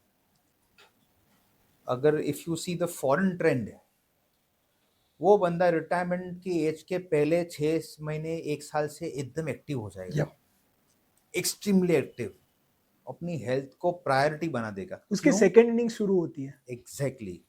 और हम सेकंड इनिंग में क्या करते हैं? अभी रिलैक्स, रिटायर्ड लाइफ। ये पता नहीं वर्ड उनके दिमाग में घुस सके, रिटायर्ड लाइफ, अभी आराम करना है। और वो आराम उनके लिए बहुत बड़ा प्रॉब्लम बन जाता है। So not only they are inactive, उनकी फूड हैबिट्स भी खराब होने लगती है। अब तो मैं घर पे हूँ, अब मैं कब खाऊँगा? अब पार्टी करूँगा दोस्तों के साथ, whatever. So I think it's an totally opposite cultures which we apply on ourselves. और ये होते आ रहा है जो मेरे डैडी मम्मी का जनरेशन है उनमें मैंने देखा है। So no, till the retirement they are very active, very smart, very sharp. वो अलग अलग सोशल वर्क भी करते रहेंगे, सब करते रहेंगे। रिटायरमेंट के बाद भी वो लोग सोशल वर्क करते रहेंगे but they will be inactive completely घर में, and which is wrong. Luckily मेरे डैड मॉम तो स्ट्रेंथ ट्रेनिंग करते हैं, they go to gym. Of course अभी थोड़ा कम हो रहा है बट पर उनकी फूड हैबिट्स चेंज सबकी नहीं होती है। ये एज में अबव 65, अबव 70, अबव 75 लोगों को और ज़्यादा ध्यान देना है फूड हैबिट्स पे। सो इसलिए बोलते हैं कि छोटे बच्चों को और बुजुर्गों को प्रोटीन की ज़रूरत ज़्यादा है। एनाबॉलिक रेजिस्टेंस ज़्यादा है। Now the problem is that generation which we are talking about, उनको प्रोटीन की नॉलेज पहले से नहीं मिली है। ये प्रोटीन का नॉलेज आया करीबन 15 ईयर्स अगो से, या उसके पहले नहीं था। तो उनको नॉलेज आया नहीं है, उन्होंने वो कभी खाया नहीं है। तो अभी उनको आप बोलोगे प्रोटीन खाना है तो बोलेंगे ऐसा कुछ करना नहीं है, डब्बा खाना नहीं है, डब्बा मत लाओ घर में, ऐसा हमारे परदादा तो नहीं खाते थे, हम क्यों, हमने भी नहीं खाया, तुम क्यों खा रहे हो, no, it's a total counter reaction which they give. So उनको इतना जो भी नो एल्डर्स हैं उनको मैं इतना हाथ जोड़ के प्लीड करूंगा कि प्लीज़ जो आप लोग ने अब तक किया, मैं गलत नहीं बोलूँगा, वो सही था उनके हिसाब से, पर एटलीस्ट जो अभी साइंस बोल रहा है, जो भी लॉजिक बोल रहा है, उसको प्लीज़ अपने लाइफ में अप्लाई करिए, वो आपकी खुद की हेल्थ के लिए अच्छा है, हम्म, उसमें नुकसान तो कुछ है ही नहीं। ओके, अब जो लोग प्रोटीन नहीं लेना चाहते ना वो कुछ भी करके बोलेंगे ये तो सिंथेटिक है, इसमें आर्टिफिशियल सब कुछ स्टीरॉइड है, है वो क्या? इसमें स्टेरॉइड है, ऐसा कुछ नहीं है, इट इज़ एब्सोल्युटली सेफ। छोटे बच्चे जब बॉर्न होते हैं तब उनको प्रोटीन सप्लीमेंट ही डॉक्टर ही प्रिस्क्राइब सबसे करते पहले। हैं और उसके बाद हम बंद कर देते हैं उसको। या सो किड्स, इन्फेंट किड्स से लेके और एल्डर्स, उनको दोनों को तो प्रोटीन की रिक्वायरमेंट और ज़्यादा है, तो उनको ये समझना चाहिए। एंड आई थिंक मेरे दिमाग में ऑलरेडी है, we already line up certain things कि I want to no conduct workshops for elderly people wherein I can give throw some knowledge about into I strength would be training part of and nutrition। I would love to be part of it, क्योंकि मैं अपने जो 100%। Corporates करता हूँ मेरा यही होता है कि स्ट्रेंथ ट्रेनिंग, क्योंकि ये लोगों का क्या है कि आपने तो न्यूट्रिशन का बोला, correct me if I am wrong, तो वो लोग कहते हैं कि टहलने जाओ, दैट इज माई वर्कआउट। कि सुबह 6 बजे अपने यार दोस्तों के साथ लाफिंग क्लब में ऐसे चले गए, भाई हो गया मेरा आज का पूरी सो सब दैट कुछ इज हो अ गया। मिथ, वो समझते हैं कि मैंने इतना वॉक कर लिया उनका वर्कआउट हो गया। क्यों? क्योंकि वो जो सर्कल में जाते हैं ना, पीयर वो ग्रुप। सर्कल में सब बोलते हैं इतना वॉक कर लिया बहुत हो गया, तो दे आल्सो फील सेटिस्फाइड, हाँ मैं भी इतना ही वॉक कर लूंगा। नो, वजन उठाओ, वेट ट्रेनिंग करो। ऐसा नहीं है कि वजन उठाना मतलब हेवी वेट उठाना है, वेट उठाओ और प्लीज़ अपने आप मत करो, आपको एक ट्रेनर चाहिए। इन्वेस्ट, आपकी जो भी रिटायरमेंट आप हो गए, आप पैसे खर्चने के लिए वो कंजूस मत बनो, इन्वेस्ट फॉर योर सेल्फ। अभी तो ये एज है कि आपको और अच्छे से जीना है, आपको और एंजॉय करना है लाइफ को। Invest some money for your personal trainer, जो नॉलेजेबल ट्रेनर्स है, तो आपको गाइड करेंगे, आपको ट्रेनिंग देंगे, you feel more active, you feel more alive about it. तो that is what is life. अब इसी से एक लास्ट टॉपिक ये पार्ट का मैं आपको पूछना चाहूंगा, वो लॉन्जिविटी है। आजकल ब्रायन जॉनसन जब से उसका आया है और उसने जो अपना स्टंट किया था निखिल कामत के पॉडकास्ट में, तो उसके बाद there are lot of people who are following this protocol, और there is a strong need of anti ageing, कि मान लो मुझे डोंट डाई वाला, मतलब मुझे कभी भी मरना नहीं है, अमर रहना है, ऐसा वाला। तो आपका क्या पहलू है, मैं जानना चाहता हूँ कि हाउ यू अप्रोच दिस। क्या आप भी मतलब वो हाइपर फोकस ट्रैकिंग करते हो, बायोलॉजिकल क्लॉक का वो करते हो, क्या करते हो, मैं आपसे जानना। पहले तो ये सब जितने भी ट्रैकर्स हैं ना उसके मैं खिलाफ हूँ, उसका कोई ज़रूरत नहीं है। और ये एंटी एजिंग और लॉन्जिविटी बोथ आर डिफरेंट, मैं बोलता हूँ। लॉन्जिविटी हम बोलते हैं कि अच्छा लंबा जीना। जहाँ तक एंटी एजिंग की बात है, आप you can take a random sample survey about no and ask questions. उनका मतलब एंटी एजिंग का है कि अच्छा दिखना, एस्थेटिक है। स्किन पे झुर्रियाँ नहीं आनी चाहिए, बस उतना ही है, उससे ऊपर कुछ नहीं है। सो देखो, आई थिंक हमको भगवान ने कुछ पर्पज से बनाया है, कुछ हिसाब से बनाया है। जो चीज़ होने वाली है वो होने वाली है। आपको सिर्फ अच्छा न्यूट्रिशन लेना है, अच्छा वर्कआउट करना है, अच्छी नींद लेनी है और एक्टिव लेना है लाइफ में। आई थिंक ये सब करने का कोई मतलब नहीं है। आप तो सीधा काउंटर करने की बात कर रहे हो सीधा भगवान को, या वो हो नहीं सकता है और उसमें प्रॉब्लम्स आएंगे। बहुत सिंपल है। और वो कहते हैं ना कि आप हेल्थ का आप मतलब सब कुछ हाइपर फोकस्ड और ऑप्टिमाइज करोगे, और पता चला कि पंखा नींद नहीं करके आप मर गए।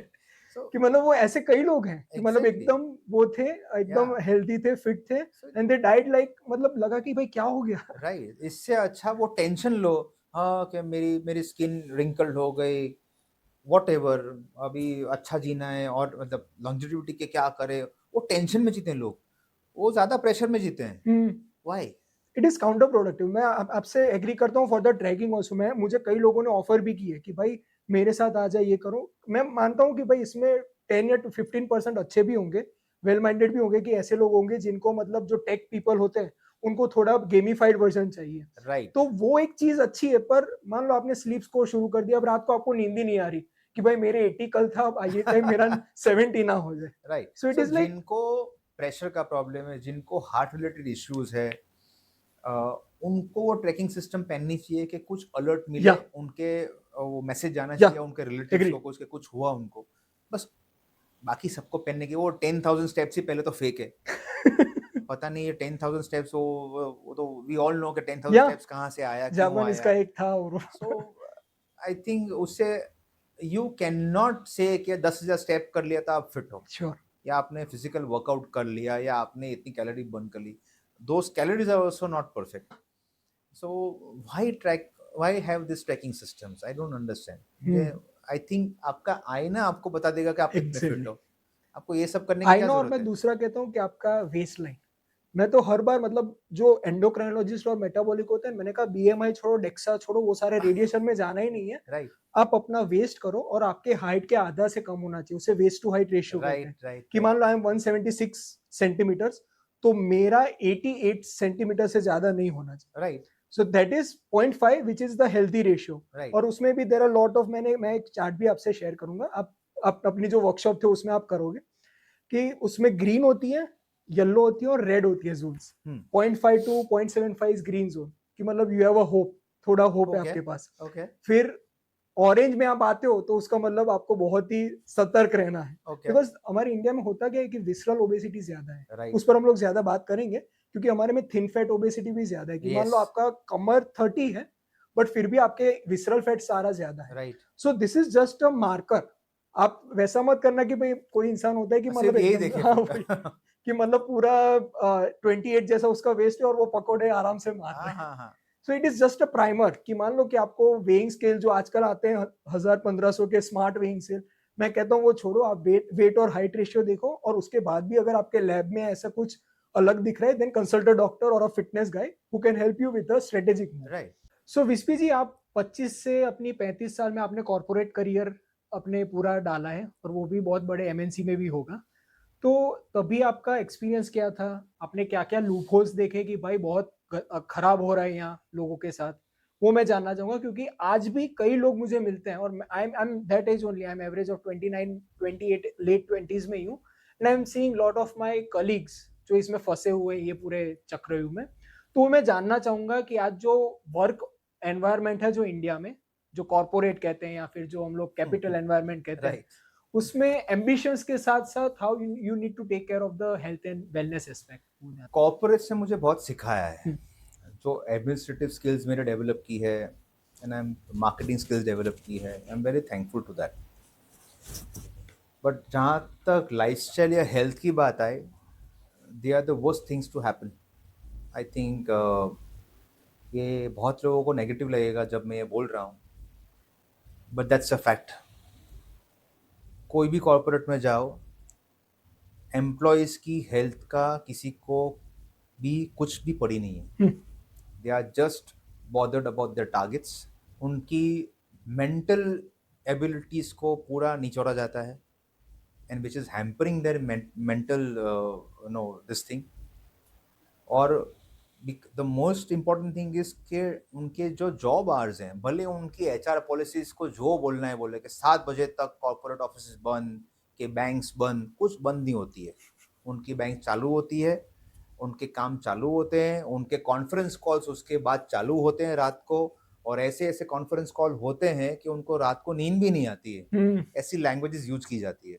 अब एक तो मेंटली डिस्टर्ब, दूसरा they are not able to spend time with their family.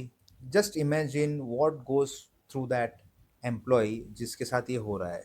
उसको जो कुछ करना है वो तो कर नहीं पाएगा।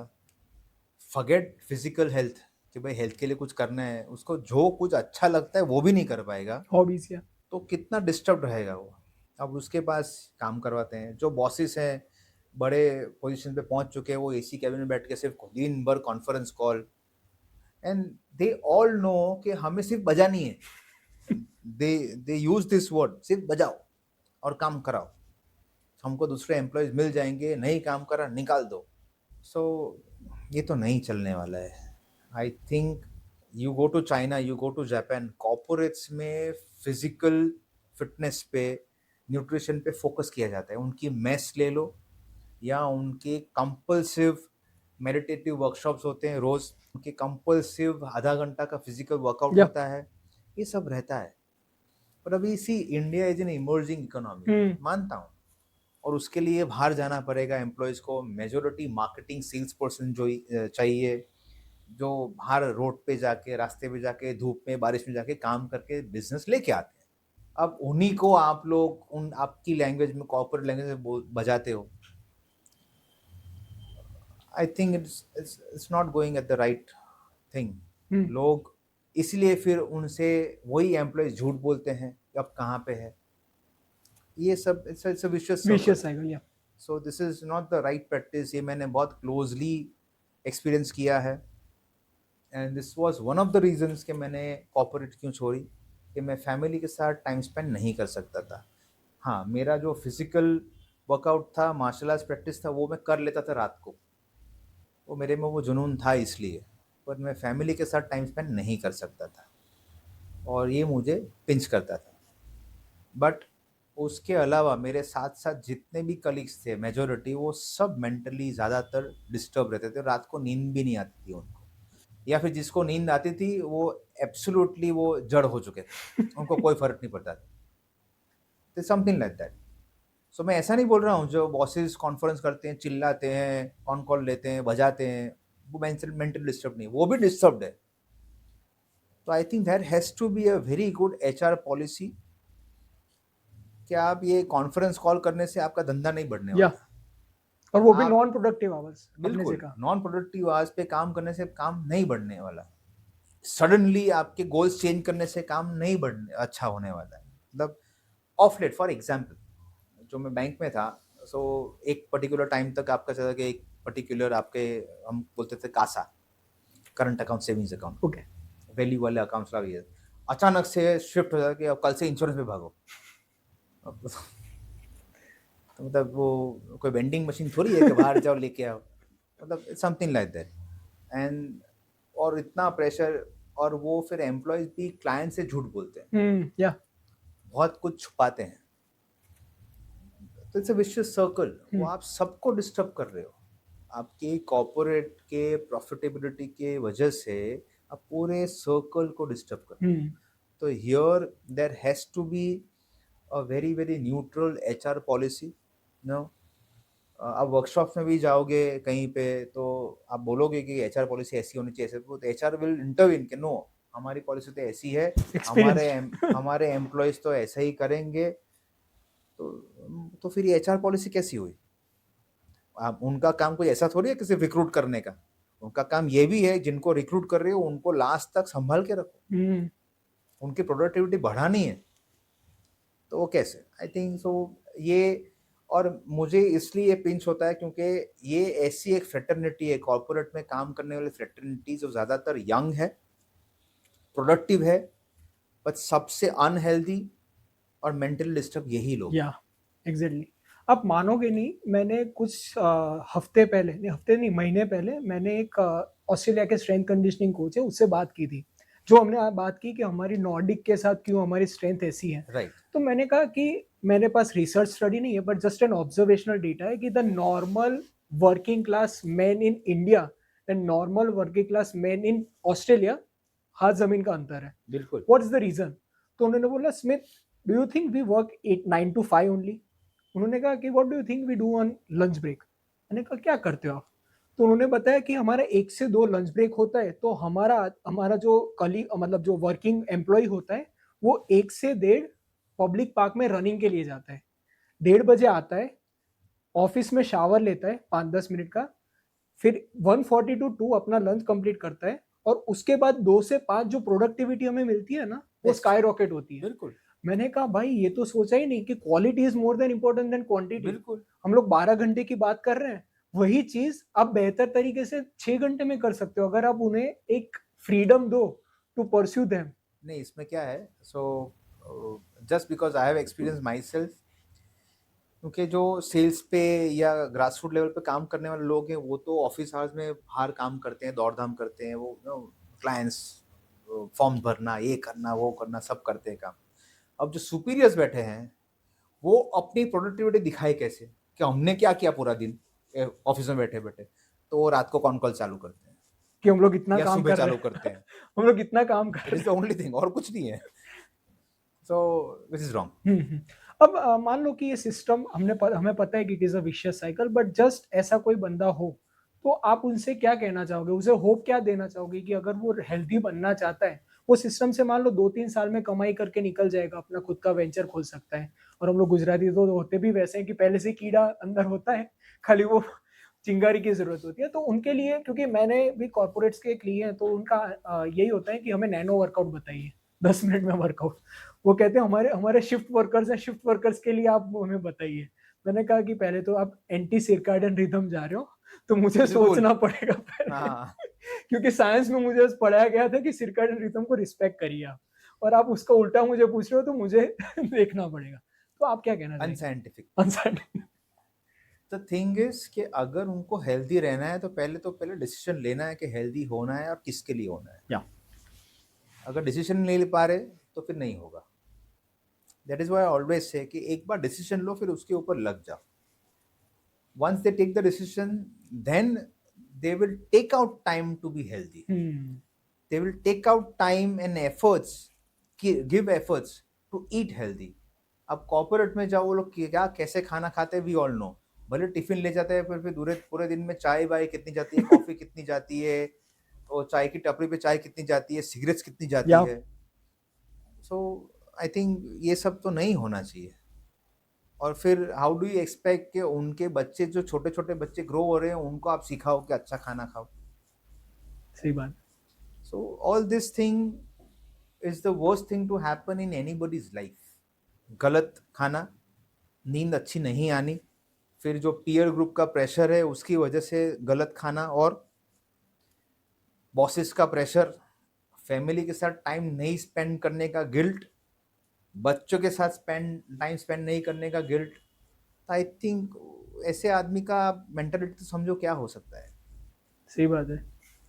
So this has to be the first priority. Health is the first priority. वो बिजनेस आगे करना चाहता है, नहीं करना चाहता, वो भी डिसीजन नहीं ले पाएगा। हुँ, क्योंकि उसके भी अलग स्ट्रेस है, बिज़नेस बिल्कुल, के वो भी। स्ट्रेस ही आएगा उसको, को नौकरी छुट्टी, सैलरी बंद हो जाएगी, सस्टेन कैसे करूंगा लाइफ, धंधा चला नहीं चला, वो जाके किसी से बात करता है अपने कलीग से, या अपने कोई सुपरवाइजर, उसका बॉस होगा जो अच्छा रिलेशनशिप है, वो उसको डिक्लाइन कर देगा कि ऐसा मत करना, धंधा नहीं चलेगा तो किधर जाएगा, कोई नौकरी नहीं मिलेगी मिलेगी वापस। Right. So just in a nutshell इतना बोल रहा, एवरीबॉडी इज सेल्फिश। हुँ, सबको ऐसा ही आपको सजेशन देना है जो उनके लिए अच्छा है। आपको कोई सजेशन ऐसे नहीं देगा कि आपके लिए क्या अच्छा है। हुँ, वो राइट। आपको खुद डिसीजन लेना है कि मेरे लिए क्या अच्छा है और मुझे क्या करना चाहिए मेरी लाइफ को सुधारने के लिए। सिर्फ एंड सिर्फ it is in with you, nothing else. वो आपको खुद लेना है। आई थिंक रिबूट करने की ज़रूरत है बिल्कुल, हमारे वर्क एनवायरनमेंट को तो। बिल्कुल। हुँ, हुँ। वर्क एनवायरनमेंट, आई थिंक ये आपका पॉडकास्ट कहीं ऊपर, कहीं पे जाए, कहीं पे पहुंचे, तो आई थिंक और कॉर्पोरेट्स और कहीं से गवर्नमेंट से इंटरवेंशन आना चाहिए कि कॉर्पोरेट्स में ये सब प्रैक्टिस बंद कराओ। हुँ, राइट, एग्ज़ैक्टली।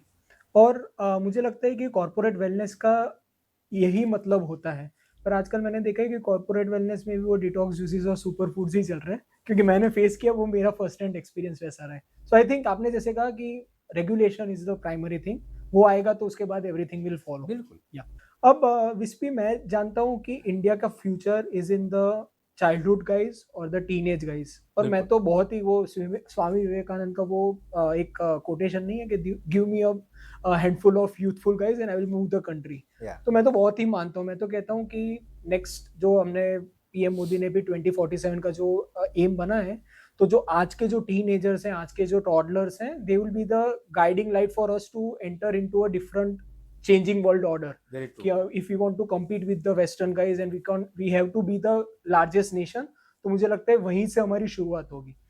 अब इसका मैं पॉडकास्ट के पॉइंट ऑफ व्यू से मैं आपसे पूछना चाहूंगा कि आपने अपने बेटे को, स्पेशली एल्डर बेटे को, बहुत अच्छे से ट्रेन किया है, and I think it is a text book example of how a change in parenting and as well as a changing outlook of life needs to have to happen in India. क्योंकि India में मेरा भी ऐसा मानना रहा है कि मेरा भी ऐसा एक्सपीरियंस रहा है कि भाई छठवीं या सातवीं के बाद तो सारा 10वीं के नंबर या 12वीं के नंबर और उसके बाद कौन सी कॉलेज, और वो पूरा मतलब हमने कहा ना विशियस साइकिल शुरू हो जाता है। आपने कुछ अलग किया है, तो पहले आप वो बताइए आपने कैसे अलग किया और उसके बाद उसके लेसन्स में हमारे व्यूअर्स के लिए जानना चाहूँ। अलग तो मैं ऐसे बोलूँगा, अलग कुछ नहीं किया, मैंने डिसीजन लिया है। एक तो मैंने डिसीजन लिया कि मैं खुद स्पोर्ट्स में रहूँगा।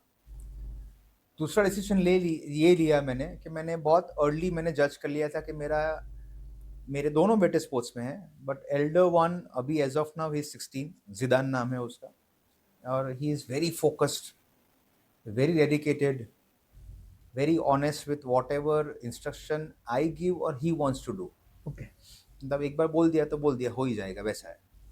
सो मैंने डिसीजन उसके लिए भी ले लिया था कि he needs to be in sports, और मैंने बहुत जल्दी वो भी जज कर लिया था कि he is the right person for any martial arts no, और उसके वर्ल्ड चैम्पियनशिप के लिए।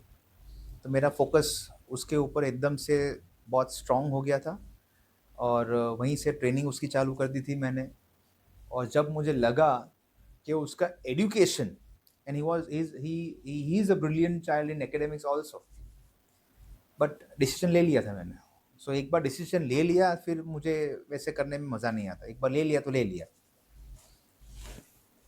और and I was very happy to see him smile and be very happy when he trains. अब इससे ज़्यादा खुशी मुझे क्या दे सकती है। सो एजुकेशन बीच में आ रहा था, बीच में मतलब वो टाइम स्पेंड उसका या ज़्यादा जा रहा था। जो ट्रेनिंग मुझे वर्ल्ड चैम्पियनशिप के लिए उसको ट्रेन करना है, उसके लिए इतना टाइम जो स्कूल में जाएगा, वो मुझे कहीं ना कहीं थोड़ा प्रॉब्लम दे रहा था। तो I shifted him to NIOS। Okay, this is an open school this is just. An open schooling thing. और उसके बाद वापस he is again very happy.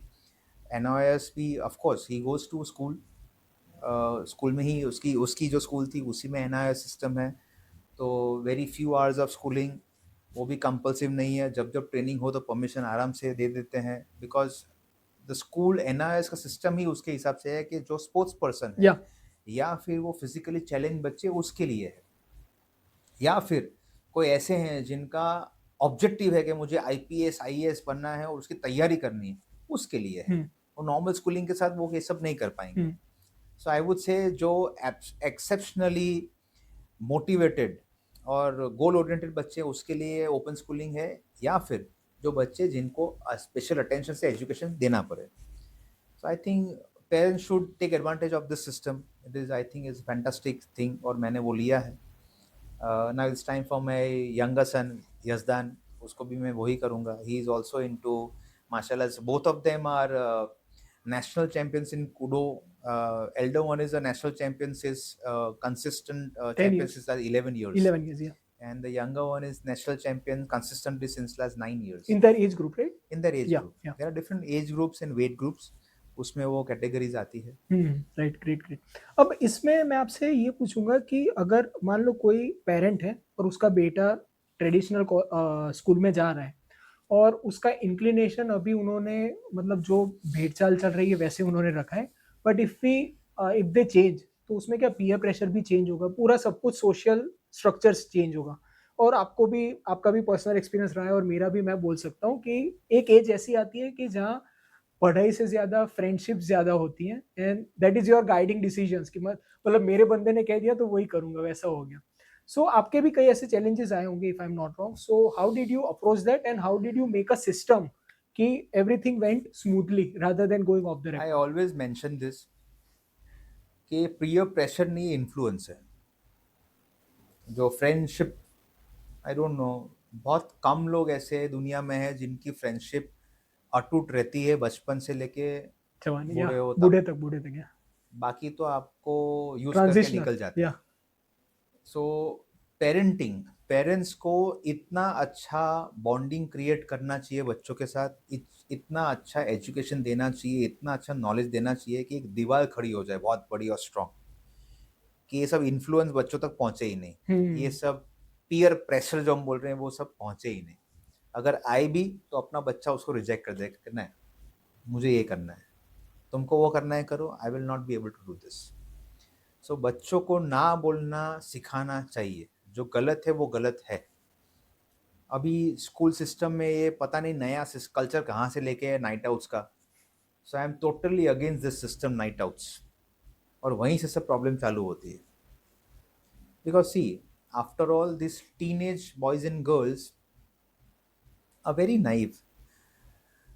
वो टाइम पे पेरेंट्स आर मोर प्रोडक्टिव, वो आपको सब कुछ करने से रोकेंगे जो गलत है काइंड ऑफ। बट जो आजू बाजू वाले हैं, जो आपको साथ में आपको दिखेंगे, आपको मिलेंगे, वो आपको अप्रिशिएट करेंगे, स्पेशली गर्ल्स को कि हाँ तू ऐसा कपड़ा पहनने तो कितना अच्छा लग रही है तू, फॉर एग्जाम्पल शॉर्ट्स। और आपके पेरेंट्स आपको रोकेंगे कि शॉर्ट्स नहीं पहनना है, मत पहन, उसको उस पर चिल्लाएंगे। तो बच्ची क्या सोचेगी, पेरेंट्स तो मुझे डांट रहे हैं, ये मुझे अप्रिशिएट कर रहा है, so they start finding love and appreciation outside house, outside family, which is wrong, और वहीं से प्रॉब्लम चालू होगा। Okay. So parents need to restrict kids, but they need to explain them why. सिर्फ बोलने से नहीं होगा, उनको लिबर्टी कहाँ पे देनी है, कहाँ पे नहीं देनी है, there has to be clear demarcation. So मैं ओपनली बोलता हूँ, मेरे बच्चों को कोई भी आज जाके जंक फूड या चॉकलेट या cold drinks you may offer them, मुझे कुछ देखने की भी ज़रूरत नहीं है, मुझे कुछ बोलने की, वो खुद ही मना करें, समथिंग लाइक दिस। ऐसा मैंने कुछ अलग नहीं किया है, जैसे आपने पहले बोला कि आपने कुछ अलग किया, मैंने अलग नहीं किया है, मैंने सिर्फ डिसीजन लिया है कि हाँ ये करना है, और कैसे करना है उस पर फिर मैं काम कर रहा हूँ। राइट। अगर आज के पेरेंट्स को डिसीजन नहीं ले सकते कि मेरे बच्चों के लिए काम नहीं करना है, तो मैं या आप उसमें कुछ कुछ नहीं कर नहीं कर सकते। सकते, या अगर वो डिसीजन लेते हैं कि नहीं बच्चों की लाइफ के लिए कुछ करना है, तो फिर उनको रास्ता निकालना पड़ेगा, उनको सीखना पड़ेगा कि कैसे कैसे एजुकेट करना है बच्चों को, कैसे वो रॉन्ग इन्फ्लुएंस को दूर करना है। तो it's up to the parents. अब इसमें थोड़ा फिटनेस एंगल में आते हैं कि चाइल्डहुड और टीनेज में कैसे it is a golden window कि बिल्कुल आपका आपका बेटा या तो बहुत ही अच्छा एथलेटिक या परफॉर्मेंस करेगा, या तो फिर उसकी आदतें ऐसी होगी कि वो आगे जाके उसे हिंड्रेंस मिलेगी। करेक्ट। और अगर मेडिकली में अगर थोड़ा कुछ भी समझाऊं तो लोगों को लगता है कि आज यंगस्टर्स में हार्ट अटैक क्यों आते हैं, but they don't get it कि इसकी जो शुरुआत बुनियाद होती है वो 10-15 साल में, जो फैटी स्ट्रीट जो कहते हैं हम लोग, वहीं से शुरू होती है, और बिल्कुल। वहीं से वो जंग लगना और वो जमना शुरू होता है। आई थिंक गोल्डन जो विंडो है उसको यूटिलाइज करना is the next big thing if you want to change the youth of India.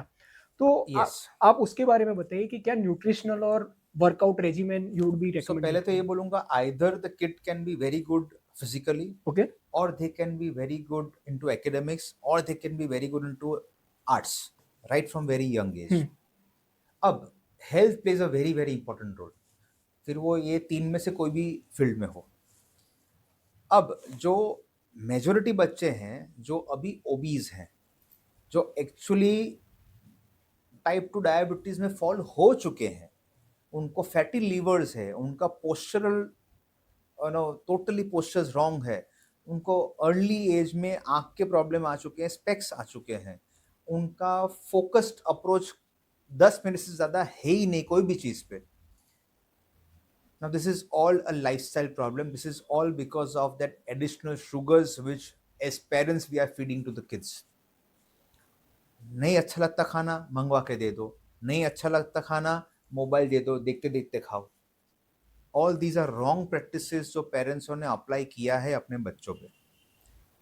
अब उनको फिर लव बोलो या कुछ भी बोलो, मैं तो लव नहीं बोलूँगा, ये एक सहूलियत है जो उन्होंने अप्लाई कर ली अपने बच्चों के साथ, which is absolutely wrong and taking the nation together in a wrong direction. See we are already a diabetic capital of the world, या कैंसर कैपिटल होने के almost we are on the verge of it. 7.5 crore people out of our total population are are into diabetes, and by 2047 this figure is set to be doubled. अभी Just 11 imagine, crore है, 11 110 crore million है, 100 cross हो चुका है। पता नहीं हम कहाँ जाएंगे. So I think I don't understand. लोगों को लगता है डायबिटीज है या प्रेशर का प्रॉब्लम है या बच्चियों को पीसीओडी पीसीओएस बहुत यंग एज में आ जाती है, which is okay, you know, दवा ले लेंगे, डॉक्टर को दिखा देंगे, ठीक हो जाएंगे. ऐसा नहीं है. This is a lifestyle problem. आपको लाइफस्टाइल इंप्रूव करना पड़ेगा. डॉक्टर के पास जाने से कुछ नहीं होगा. डॉक्टर्स आपको दवा दे देंगे और दवा लाइफ टाइम चालू रहेगी, but that is not the cure. आपको रूट कॉज पे काम करना पड़ेगा. सो ऑफ कोर्स अपनी ये जनरेशन जो मेरे मेरे बच्चों की, मेरे बेटों की जनरेशन है, वो दे कैन डू वंडर्स. और उसमें से बहुत सारे अच्छे एग्जांपल्स अपने सामने हैं जो ग्लोबल लेवल पे नाम कर रहे हैं. But that percentage is what. 0.0001. मैं बोलता हूँ चलो 1%, पर 99% हम जो बोल रहे हैं, बार बार सब बोल रहे हैं कि this generation, young generation is the actual asset of the country. But बोलने से कुछ नहीं होगा, करना पड़ेगा. We need to educate the kids rather the parents first. School में वर्कशॉप्स होते हैं. स्कूल में बच्चों को, मैं वर्कशॉप लेने जाता हूँ न्यूट्रिशन के. सो थियोरेटिकली बच्चों को सब पता है.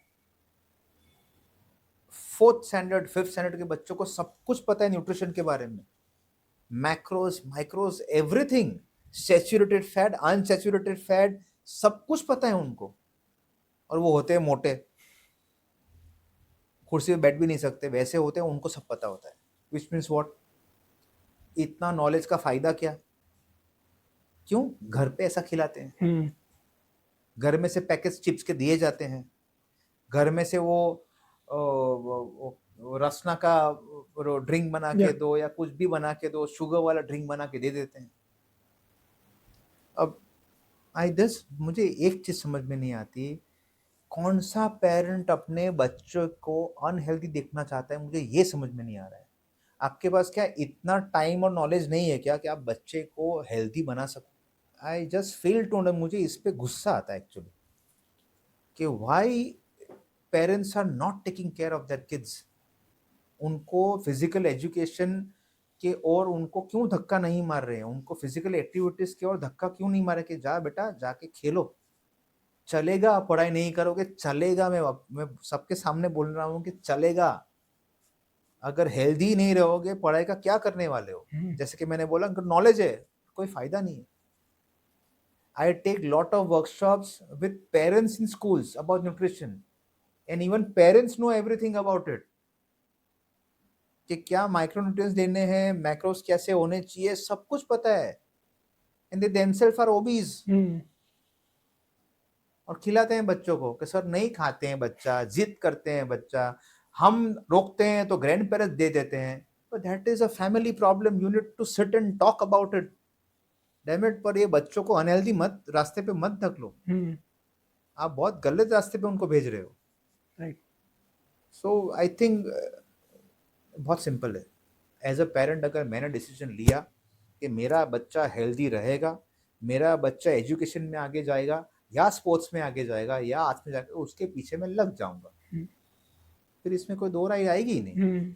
ये पेरेंट्स डिसीजन नहीं ले पाते कि करना क्या है. डिसीजन नहीं ले पा रहे हो, ठीक है, समझ सकता हूँ कि आप भी कंफ्यूज हो. बच्चे को हेल्दी रखने का डिसीजन तो ले सकते हो ना. इससे मतलब सिंपल डिसीजन तो कुछ नहीं हो सकता. वो भी नहीं ले सकते. राइट. खुद रेस्टोरेंट में लेके जाते हैं पिज्जा खाने के लिए, खुद पार्टी करते हैं दूसरे रूम में, सब बच्चों को इकट्ठा करते हैं दूसरे रूम में डालते हैं, खुद दारू पीते हैं, सब करते हैं, बच्चों को भी कोल्ड ड्रिंक्स वोल्ड ड्रिंक्स सब ला के दे देते हैं. किस मुंह से मना करेंगे बच्चों को कि नहीं बच्चा नहीं पीना है कोल्ड ड्रिंक, कि चिप्स नहीं खाना है, कि बर्गर नहीं खाना है, पिज्जा नहीं, किस मुंह से बोलेंगे. क्योंकि किड्स को पता है, बच्चों को पता है कि मेरे माँ बाप क्या कर रहे हैं वहां पे, वो पार्टी कर रहे हैं खुद. ये प्रॉब्लम है. अब फिटनेस के मामले में मुझे दो स्पेसिफिक ये जानना था कि न्यूट्रिशन में प्रोटीन कंटेंट इंडिया में, चाइल्डहुड नहीं, मैं तो कह रहा हूँ कि सारे इंडियंस में कम है. और दूसरा, एक आपको पता होगा, आप वर्कशॉप्स करते हो इसलिए कह रहा हूँ कि लोगों को लगता है कि अगर बच्चों को मैं स्ट्रेंथ ट्रेनिंग करूंगा तो वो छोटे हो जाएंगे, उनकी हाइट नहीं बढ़ेगी, ऐसा कुछ. मुझे लगता है कि this is like doesn't make sense. Because मुझे लगता है कि अगर 12 ईयर्स तक अगर आप ट्रेनिंग कराओगे तो न्यूरोमस्कुलर आपका माइंड बॉडी कनेक्शन भी आपका डेवलपमेंट होगा और उसके बाद आपकी हाइपरट्रोफी भी होगी. तो आपकी लॉन्ग टर्म आपकी मतलब हेल्थ की निकल पड़ेगी, आप चाह के भी वो कहते हैं ना कि अनहेल्दी नहीं कर पाओगे। मैं एक चीज़ सो मेरे पास दोनों पेरेंट्स आते हैं कि मुझे नहीं करा नहीं बच्चे लंबे नहीं होंगे, और दूसरे पेरेंट्स सर कुछ कराओ लंबे हो जाए। अब मैं ये बोलता हूँ कि बच्चा है या रबर है।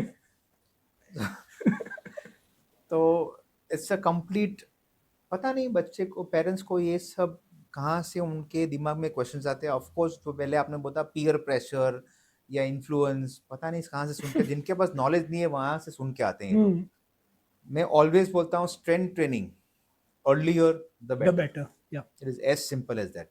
हाँ, वेट ट्रेनिंग का मतलब ये नहीं कि हैवी वजन उठाना। वेट ट्रेनिंग का मतलब है strength training. Weight training is the wrong word, strength training is the right word. So और जब तक आपकी एपिफिजल प्लेट्स, ग्रोथ प्लेट्स आपकी इंटैक्ट है, वो बच्चा ग्रो होगा। होगा।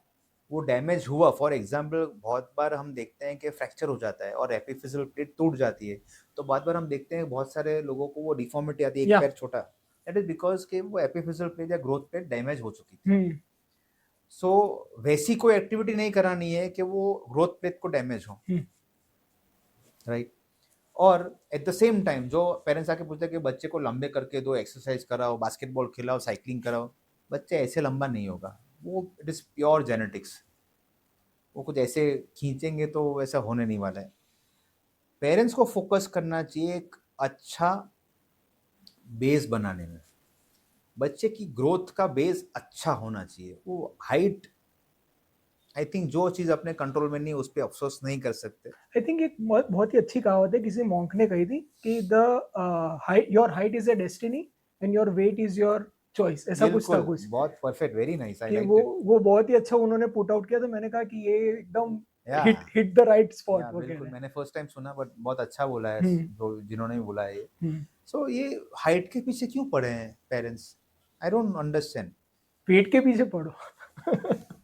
आज से ऐसा एक्चुअली। कह सकते हैं। एक्चुअली उनके पेट के पीछे पड़ना चाहिए, वो उनके मुंह के पीछे पड़ना चाहिए कि क्या खा रहे हैं, क्या पी हम्म, रहे हैं। And because not only because कि वो जो गलत खा रहे हैं उसकी वजह से हेल्थ तो खराब, उनका बिहेवियर भी ऐसा हो रहा है। हम्म, वो क्रैंकी है, वो चिढ़ जाते हैं, वो कुछ भी बोल देते हैं। That is all because of wrong foods.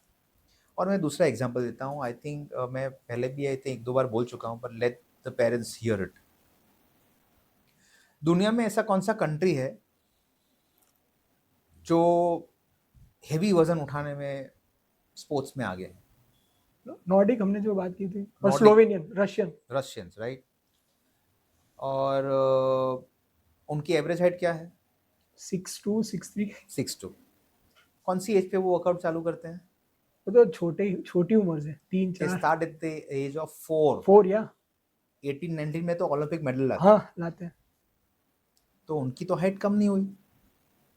Okay. दूसरा एक कंट्री जो लटकने कूदने की एक्सरसाइज बहुत करते हैं, जैसे कि जिम्नास्टिक्स। हम्म, कौन सी कंट्री? ये चाइना। चाइना। उसकी एवरेज हाइट क्या है? 5'6", 5'7", और और कौन that is possible for gymnastic, that is needed, क्योंकि लंबा इंसान जिम्नास्टिक में नहीं आएगा, वैसा कुछ आपको पता है। नहीं नहीं, वो बात ही छोड़ दो। हाँ, मैं तो उसकी बात नहीं कर रहा हूँ, ऐसा नहीं है, लंबे है, बट कौन सी एज पे स्टार्ट करते हैं वो बच्चे? वो तो 2-3 से भी कर सकते हैं। 3 की एज से वो चाइना में जिम्नास्टिक्स की ट्रेनिंग चालू करते हैं। और वो लोग तो सिलेक्ट करते हैं, मैंने और एक वो वीडियो भी, देखा था कि there was a line of all the entire section 60 लोग, हाँ, और सबके एंथ्रोपोमेट्री और बायोमेकेनिक्स के अकॉर्डिंग उसे चैनल किया था कि भाई तू ओलंपिक्स के इसमें जाएगा, तू इसमें जाएगा, तू वेट लिफ्टिंग में जाएगा। यस यस तो it is like hyper specific, मतलब यस। 3-4 साल में। तो वो भी तो लटकते कूदते हैं। एक्सरसाइज जो पेरेंट्स बोलते हैं कि उनको लटकाओ या साइकिलिंग कराओ, तो उनकी हाइट तो बढ़ती नहीं है। So I just wanted to mention कि it is all just your destiny and height. ऐसे ही आपको मतलब हाइट बढ़ाने के लिए कोई एक्सरसाइज मत कराओ, और कोई आपको बोल रहा है कि ये खाने से, ये पीने से बच्चों की हाइट बढ़ जाएगी, तो वो रॉन्ग नंबर है। हम्म, प्लीज़ उससे दूर रहो। और हमने आगे भी बात की कि हर बच्चा अपनी कहते हैं ना कि हुनर के साथ आता है। आप सचिन तेंदुलकर को डंक ना कराएं और माइकल जॉर्डन को स्ट्रेट ड्राइव ना डालें। पॉसिबल नहीं है। प्लीज उसे उसे माइकल पॉसिबल नहीं जॉर्डन है। को डंक करने दीजिए और उसे ट्राई मारने दीजिए, क्योंकि हाँ, ये मिसमैच मैंने देखा है यस। कि भाई मैं कॉलेज में क्रिकेटर था तो मेरे बेटे को क्रिकेटर ही बनना है। कई लोग ऐसे थे कि मतलब दूस स्विमिंग करना है तो स्विमिंग ही जाना है मुझे। प्रॉब्लम दूसरा क्या है, पेरेंट्स अच्छे से बच्चों को ये समझ नहीं सकते कि उसमें वो एक्स्ट्रा स्पेशल स्किल क्या आ रही क्या है है? बच्चे या में, क्योंकि उसके साथ वो टाइम स्पेंड नहीं कर सकते। या दैट्स द मेन पॉइंट। अगर टाइम स्पेंड करेंगे तो पेरेंट को पता चलेगा कि हाँ इसमें ये अच्छा है, ये आर्ट में अच्छा है, ये एजुकेशन में अच्छा है, ये स्पोर्ट में अच्छा है। And it comes naturally to him कि जैसे हाँ, या फिर उसके पीछे आप फिर काम कर सकते हैं। राइट। अब इसमें अगर हम लोग टीनेज और चाइल्डहुड न्यूट्रिशन में करिए तो आपने बात की थी कि गवर्नमेंट का भी बहुत इसमें रोल होता है, मिड डे मील्स और जो सारा था, और हमें पता है कि मिड डे मील्स में भी कितना प्रोटीन कंटेंट होता है, कितना कार्ब होता है। So just for a guidelines हम लोग नेक्स्ट टॉपिक पर बढ़े उससे पहले आपका मैं जानना चाहूंगा what will be your pitch to the government इसके लिए, कि मान लो आपको एक दिन का, जो नायक मूवी थी वैसा मैं एक दिन का आपको मिनिस्टर बनाता हूँ, हेल्थ मिनिस्टर। सो कुछ बोलूं उसके पहले आपके पॉडकास्ट के थ्रू मैं फूड फार्मा को एक क्रेडिट देना चाहूंगा यहाँ पे कि उन्होंने बहुत अच्छा काम किया है शुगर बोर्ड बनाने के स्कूल्स में। अभी और सीबीएसई का आया था सर। या यस, तो इट्स अ गुड वर्क, या वेरी गुड वर्क। एटलीस्ट वो शुगर बोर्ड्स पे पता चलेगा, पेरेंट्स बच्चे देखेंगे कि कौन सी इटरी में कितना शुगर है क्या है। बट जहाँ तक आपने जो सवाल पूछा कि मिड डे मील्स या कोई भी मील जो स्कूल दे रहा है उसमें प्रपोर्शन क्या होना चाहिए, सो बी इट वेज और be it non veg, I would say 0.8 to 1 ग्राम तक का प्रोटीन होना ही चाहिए। So it has to be personalized. क्या so mid day meal problem क्या हो रहा है, जो घर में हम करते हैं ना, फॉर एग्जाम्पल घर में फैमिली खाना खाने बैठा है तो मम्मी फादर को भी उतना ही खाना देती है, बच्चे को भी उतना ही खाना देती या है, और दादा दादी को भी उतना ही खाना देती है। ये अप्रोच गलत है। मिड डे मील में क्या होता है, सब मैस में बैठे हैं, फर्स्ट स्टैंडर्ड का बच्चा, फिफ्थ स्टैंडर्ड का बच्चा, नाइन्थ स्टैंडर्ड का बच्चा, सबको सेम मिल रहा है। रोटी सब्जी सब कुछ सेम। तो ये नहीं चलेगा, it has to be customise, और मैं बोलता हूँ स्टैंडर्ड वाइज सेग्रीगेट कर देते हैं, और स्टैंडर्ड वाइज पोर्शन कंट्रोल में खाना देना चाहिए। और आई वुड अगेन से, कोई भी फूड आइटम खाओ या आपकी मील खाओ उसके पहले बच्चों को सैलेड खाना सिखाना चाहिए। उनको पहले सैलेड खाना है, क्योंकि अब जो हम देख रहे हैं फैटी लीवर ये लो या insulin problem low, I think salad सबसे पहले वो काम करेगा कि आपको इंसुलिन स्पाइक करने नहीं देगा। सर मैक्रो सीक्वेंसिंग कहते हैं। या बिल्कुल। तो आपका फर्स्ट पोर्शन सैलेड बच्चे खा ले, उसके बाद उनको प्रोटीन कंटेंट दो, प्रोटीन और फैट्स, और उसके बाद भूख लगे तो carbs which is rice I would say, या फिर whole grains, not the process grains. या सो ये पोर्शन कंट्रोल करके स्टैंडर्ड वाइज अप्रोच में देना चाहिए। हाँ, मैं समझ सकता हूँ स्कूल के लिए बड़ा चैलेंज रहेगा, बट अगर हमको सच्ची में लगता है कि ये जनरेशन असेट है इंडिया के लिए और आगे जाके यही असेट बनेगा, तो हमको इस पे काम करना पड़ेगा। अब इसका एक टॉपिक जो मुझे डीप डाउन करना था वो था जेनेटिक्स। हमने कई बार आपकी, मैंने वर्ल्ड रिकॉर्ड्स की बात की, वहीं भी जेनेटिक्स की बात छिड़ी थी, हमने डायबिटीज की बात की, उसकी बात छिड़ी थी, और बच्चों में भी बात छिड़ी थी। अब मैं मानता हूँ कि genetics loads the guns and epigenetics pulls the trigger. Right. So मैं मानता हूँ कि भाई गन लोड हो गई है, मानते चलो हमारी इंडिया की जो हिस्ट्री रही है, जो हमारे ब्रिटिशर्स ने हमारे साथ किया, जो फेमाइन के साथ साथ हमारी विसरल फैट की जो हमारी हुई थी, वो साइंटिफिक नहीं जाते, पर मान लो कि we are at disadvantage for a right. Shorter shorter term. पर उससे आपको ये तो नहीं है कि भाई हमारे पास जेनेटिक डिसएडवांटेज है तो हम लोग हाई कार्ब खाई, क्योंकि एपिजेनेटिक्स का अभी भी आपके पास है, आपको 2 स्विच दी गई थी, राइट। चालू तभी होगा जब 2 स्विच ऑन हो गई। राइट। अब एक स्विच ऑन हो चुकी है तो आपको पूरी जान लगा देनी है कि दूसरी स्विच कैसे भी ऑन ना हो, एपिजेनेटिक्स पे काम करना है, करना है। तो उस पर आपका और मैं हम उल्टा जानना काम कर रहे हाँ, हैं। हम लोग जेनेटिक टेस्टिंग करा रहे हैं कि भाई कैसे हम लोग क्रिस्पर के साथ अपना सब कुछ कर सके। सी आई थिंक लोग इसको अननेसेसरीली ज़्यादा कॉम्प्लिकेटेड बना रहे हैं। बहुत सिंपल सी चीज़ है, अगर आपके जेनेटिक्स को, आपके डीएनए को आपको और अच्छा परफॉर्म कराना है, बहुत सिंपल है, अच्छा खाना खाओ, एंड आपके सिस्टम में, आपकी एनवायरनमेंट में, आपके मतलब अभी के जनरेशन को पता है कि क्या खाना चाहिए क्या नहीं खाना या चाहिए। तो अच्छा खाना मतलब जब बोल रहा हूँ तो दे ऑल नो कि अच्छा खाना मतलब क्या, कि भाई पहले फाइबर्स, फिर प्रोटीन कार्ब्स, और फिर प्रोटीन फैट्स, और फिर कार्ब्स। ठीक है, अच्छी नींद लो, और अच्छा वर्कआउट करो। अब ये चीज़ सिर्फ करोगे, इतना ही तो सी आइडियली हम लोग कितना खाना खाते हैं पूरे दिन में? मतलब कैलोरीज की बात करें, अंदाज से नहीं हाँ, कैलोरीज 50 2000 एवरेज रख सकते हैं या अंदाज से, ओके। हम कितना पानी पीते हैं? 3 2 3, वो भी मैं ज्यादा बोल रहा हूँ बाकी लोग हैं जो 1 लीटर चलो भी 4 नहीं। पकड़ लो। हाँ, कितनी नींद लेते हैं? 8 घंटे कहते हैं पर कितना? होता नहीं है। और कितनी हवा खाते हैं? 1 केजी अप्रॉक्स। या तो बॉडी चलाने के लिए ये 4 चीज़ ज़रूरी है। हम्म, हमको सिर्फ ये 4 चीज़ को हैंडल करना है, दैट्स इट। या make it simple. Genetic testing, ये टेस्टिंग, वो टेस्टिंग, एलर्जी टेस्टिंग, ओके। ये वापस मुझे डॉक्टर के बारे में कुछ गलत बोलना पड़ेगा यहाँ पे, but this is all business, okay. Again I am mentioning, I respect doctors a lot जो अच्छा काम कर रहे हैं ह्यूमैनिटी के लिए, मैं उनकी बात नहीं कर रहा हूँ, but it is more of business. अब ये 4 चीज़, अच्छा खाना, अच्छी जो हवा ले रहे हो उस पर फोकस करो, अच्छा पानी पीना और अच्छी नींद लेना, ऑटोमेटिकली आप जो गन को ट्रिगर दबाने वाली एपिजेनेटिक की बात कर रहे हो वो होगा। और इसका एग्जांपल अगर मैं कहूँ तो सचिन तेंदुलकर और उसका बेटा देखिए। बिल्कुल। मुझे बीच में किसी ने रील बताई थी कि भाई how come Sachin Tendulkar is 5556 and his son is 6162। तो उसका पता है ना आपको, उसका एक किसी ने बहुत ही अच्छी तरीके से उसे समझाया था कि हम सबकी हाइट की पोटेंशियल होती है और आपका एपिजेनेटिक्स डिटरमाइन करता है कि आपका एंड पॉइंट क्या होगा। राइट। सो उसमें उसने सब कुछ अच्छा, जो न्यूट्रिशन हम लोग बात कर रहे थे, अगर बिल्कुल। उसने की तो वेरिएशन देखिए, सब लोग म्यूटेशन पे कर रहे थे। बिल्कुल। सब लोग कह रहे थे कि it is a result of genetic mutation. Right. मैंने वही कहा था कि no no no, you are missing the point, it is genetics तो है ही, बट एपिजेनेटिक्स एक्सप्रेशन जो कहते हैं, जेनेटिक बिल्कुल। एक्सप्रेशन, बिल्कुल। That's the main thing. So you won't believe. So if you happen to see my elder son Zidane, या he is absolutely muscular. Okay, he's just 16 years old. और अभी नहीं, वो 13 साल का था तब भी उसका बॉडी अगर देखते, एब्सोल्युटली वेनी, मतलब उसकी थाइज में, काफ में वेन्स हैं, फॉरआर्म में तो वेन्स है ही। तो what is that? Because as parents we took epigenetics very seriously, and that is the result. बहुत श्योर। सिंपल है। तो सचिन तेंदुलकर ने जो किया, because of his sports he took great care of his health, और रिजल्ट क्या है? 100%। बहुत सिंपल है।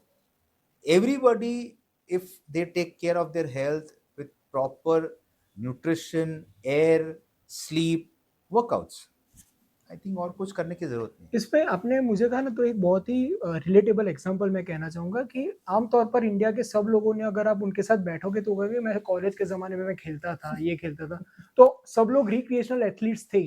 राइट। तो उनका ट्रांसफ्यूजन उनके बेटों पर क्यों नहीं है, वो पहला क्वेश्चन मार्क हमें करना चाहिए। राइट। क्योंकि I am again coming to tennis, don't know why, क्योंकि अगर आप कोई भी टेनिस प्लेयर को देखोगे, उनका मम्मी पापा टेनिस प्लेयर थे, पर देवर फील्ड टेनिस प्लेयर। राइट। उन्होंने जो नहीं किया वो इनको सिखाया, and see how they went. Right. तो ये एक एग्जांपल आप अपने आप भी ले सकते हो कि भाई आपने कॉलेज के बाद क्रिकेट नहीं खेला, तो you make sure that your child excels in that particular thing. Continues it.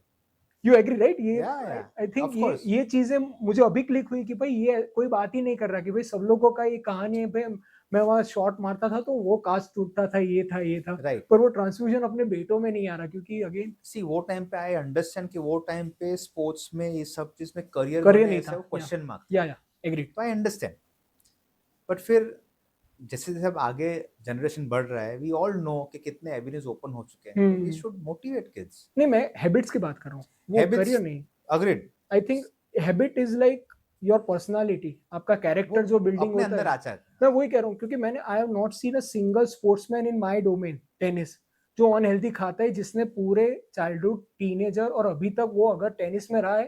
तो मान आपने जैसे कहा ना, आपने अपने बेटे का कि you don't have to see that, he right. Will take care of himself. Right. तो ये मुझे लगता है कि sports make you like that, right. कि मतलब वो आपको सारा वो ट्रांसफ्यूजन हो ही जाता है कि भाई कीस्टोन हैबिट जो हम लोग कहते हैं एटॉमिक हैबिट्स में, यस एक्चुअली कि एक चीज यू आर अगर राइट, आपने देख ली तो सारा मतलब स्ट्रक्चर हो जाएगा बाकी फ्यूज हो फाउंडेशन। जाएगा। हम्म। So this is the so ये मैं normally बोलता हूँ जो I also speak against drugs. हम्म, एक बच्चा जो स्पोर्ट्स में है वो कभी भी रॉन्ग डायरेक्शन में नहीं जाएगा. When I say wrong direction which is liquor and drugs, या वो जो समझ एक्चुअल जाएगा. स्पोर्ट्स में, क्योंकि we have Vinod Kamblis of the world, पर मैं वो नहीं कह रहा, मैं कह रहा हूँ कि I am telling the people who are dedicated, जो आपने बात की राइट, कि the people who have a goal oriented. बिल्कुल. और जो आपने जैसे कहा अपने बेटे का कि he is 11 year consistently he has a reinforcement loop कि बिल्कुल. मैं ये करूंगा तो I will be the national champion, I will be yes, national champion. Yes. तो उसमें ये सारी चीजें आएंगी ही वो नहीं. बोलते हैं ना, खून चखाना पड़ता है एक बार. एग्जैक्टली. ऐसी बात है. सो राइट. वो अगर बच्चे एक बार टेस्ट करेंगे ना वो ग्लोरी को एज बीइंग अ चैंपियन, तो फिर उससे हटेंगे नहीं. Right, 100%. That is what as parents we need to imbibe in them. एक बार वो उनके सिस्टम में लाना पड़ेगा, फिर कुछ नहीं होगा. आई थिंक मैं डायबिटीज का आपको पूछने वाला था, बट ये सारा उसे नलीफाई करता है, क्योंकि ये सारा करोगे तो उसमें जाएंगे ही नहीं, क्योंकि इट्स वेरी सिंपल. मैं वापस बोल रहा हूँ कि अननेसेसरीली फिटनेस को कॉम्प्लिकेट या मत करो. ज्यादा ये सब रील्स वील देखते मत रहो कि ये सप्लीमेंट लो, वो सप्लीमेंट लो. ये सब सप्लीमेंट्स, वो सब एडवर्टाइजमेंट गिमिक्स है. प्लीज समझो, बहुत सारे सप्लीमेंट्स अच्छे भी है, पर यू विल फॉल बीइंग या into trap of this marketing gimmicks. ये सब मत करो. सिंपल रखो. आपका प्रोटीन पोर्शन, आपका फाइबर पोर्शन, आपका फैट पोर्शन, और भूख लगे तो कार्ब पोर्शन. कार्ब खाओ, कार्ब खाने का मना कोई नहीं कर रहा है. मैं तो ये भी बोलता हूँ कि अगर आपका स्वीट टूथ है तो have some sweets, no problem. Start with no. So आपको कुछ तो करना पड़ेगा. तो आई ऑलवेज से कि भाई आप डार्क चॉकलेट के एक एक पीस खाओ. ओके, अपने कल्चर में है मीठा तो बनता है. पता नहीं किसने बोला है. तो अंग्रेजों ने चालू किया. सो डार्क चॉकलेट का पीस रखो. आई थिंक उससे फिर आप धीरे धीरे आपकी वो आदत छूट जाएगी. मुझे भी अच्छा लगता है. So I have dark chocolate 90% diet chocolate with almonds okay. Melt करके. या I have it. So see, options अपने पास सब कुछ है. इसको क्या बोलते हैं पता है? अगर कोई बच्चा ड्रग एडिक्ट है, उसको रिहैब में भेजते हैं और आदत छुड़वा नहीं है, तो उसको ये बोलेंगे सिगरेट पी. छुड़वा नहीं तो छुड़वा नहीं है. इट इज लाइक, हमें अगर मैं टर्म यूज करूँ, इट इज कोल्ड टर्की. अगर या कोई भी मेरे कई कलीग्स हैं who are like smoking and all that, और उसमें उन लोगों ने एक दो जन ने छोड़ी है, and it was like cold Turkey. या मतलब नहीं करनी, मतलब नहीं हाँ, करनी. बिल्कुल. वैसे होता नहीं है कि भाई आज 3 थी तो कल मैं 2 करूंगा, 1 करूंगा. It is like cold Turkey either only. It is yes और इट इज नो. मतलब वो वो स्लॉटर बीच हाउस में का नहीं कहते रास्ता कि आएगा ही नहीं. है ही नहीं, वही हाँ. कह रहा हूँ. या क्योंकि जो इंसान 3 से 2 करेगा वो वापस 3 पर आने की तादाद में है. आ जाएगा. और अगर उसके पास एक रीजन है भी कि नहीं करनी तो नहीं करनी, पर्सनालिटी में घुस गया, then it is okay. Right, very true. क्योंकि आज कई लोग हैं ना, फिर वेपिंग पर जाते हैं, स्मोकिंग के बाद वेपिंग, फिर निकोटिन टैब्स. सो अभी तो हमने ये रिसर्च सब आ गया कि vaping is in fact more most. Dangerous, more dangerous. No, सब लोग है ना ऑप्शंस ढूंढते हैं कि मुझे मिठाई नहीं खानी है, क्या खा सकता हूँ या क्या क्या खा सकती हूँ. ऑप्शंस क्यों चाहिए आपको? जब आपको पता है, जब आपके पास इतना नॉलेज है कि ये चीज आपके हेल्थ के लिए नुकसान कारक है, तो आपको क्यों खाना है? मुझे वही समझ में नहीं आ रहा. Right, right. अब मैं लास्ट में आपको मार्शल आर्ट्स के बारे में जानना चाहूँगा. मैं जहाँ से आता हूँ, it is tyre 2 tyre 3 city, और वहाँ मुझे चाहकर भी मार्शल आर्ट्स का एक्सेस नहीं मिला. और ये कहते हैं ना कि अधूरा सपना रह गया. मैं टेनिस में खेलता रहा, और अब आई वांट टू स्टार्ट. तो martial arts for dummies one on one मैं आपसे जानना चाहता हूँ कि what are the options then. Options तो ढेरों हैं, पर आपके क्या रिकमेंडेशंस हैं, and how we can kick start our journey, and why it is important. क्योंकि आपने एक पॉडकास्ट में शायद कहा था कि 2 चीजें आप यूनिवर्सली चाहोगे, स्विमिंग और मार्शल आर्ट्स. तो उसका भी एक्सप्लेनेशन प्लीज दीजिएगा. ये भी पेरेंटिंग पॉइंट ऑफ व्यू से मैंने बोला था. नॉर्मली जब पेरेंट्स बच्चा 4-5 साल का होता है ना, तो आके पूछते हैं कि सर कौन सी एक्टिविटी कराए. मैं समझता हूँ कि घर से बाहर निकाल देना है. बट वो नॉर्मली बच्चे को पूछते हैं कि बच्चा स्विमिंग करेगा या बैडमिंटन खेलेगा या क्रिकेट खेलेगा या टेबल टेनिस खेलेगा या मार्शल आर्ट करेगा. ये ऑप्शन देते हैं. एंड ऑब्वियसली जो बच्चे हैं ना वो इजियर ऑप्शन चूज करते हैं. और पता नहीं छोटे छोटे बच्चों के दिमाग में भी भरा गया कि मार्शल आर्ट्स तो टफ है, मार पड़ेगी, लगेगा. तो नहीं, कुछ बच्चे अच्छे होते हैं जो पानी से उनको लगा होता है, वो स्विमिंग के लिए हाँ बोलते हैं। बाकी सब ऑप्शन डांस है, बैडमिंटन है, क्रिकेट है, बाकी सब स्पोर्ट्स सिलेक्ट कर लेते हैं। सो ऑफ कोर्स बाकी सब स्पोर्ट्स विद ड्यू रिस्पेक्ट मुझे बहुत पसंद है, मैं खुद भी बहुत कुछ खेला हूँ, बट वो सब एक्टिविटीज़ लाइफ सेविंग एक्टिविटीज़ नहीं है। मार्शल आर्ट ऐसी एक्टिविटी है और स्विमिंग एक ऐसी एक्टिविटी है जो आपकी या किसी और की जान बचाने में काम लाएगी। तो it has to be a compulsion. जैसे मैं बहुत बार पहले भी बोल चुका हूँ कि हमें इस देश में 2 साल की कंपल्सरी आर्मी ट्रेनिंग करनी चाहिए बच्चों के लिए। इसराइल जैसे इसराइल जैसे, तो अगर वो करेंगे ना, पूरा देश आर्मी टर्न होगा। अराउंड हो जाएगा। इट जबरदस्त विल है, अ इसराइल की कंप्लीट टर्न अराउंड। जबरदस्त। उसमें ये सब एक्टिविटीज कंपलसरी हो ही जाएगी, बहुत सारे डिसिप्लिन इम्बाइब हो जाएगी बच्चों में, बहुत सारे मॉरल वैल्यू सिखाए जाएंगे। मॉरल वैल्यूज की बात करते हैं, हम कितनी बार देखते हैं कि इधर उधर कुछ कचरा फेंक देते हैं अपने वाले, अब यही लोग फॉरेन जाते फेंकते हैं, क्यों? डॉलर्स लगेगा।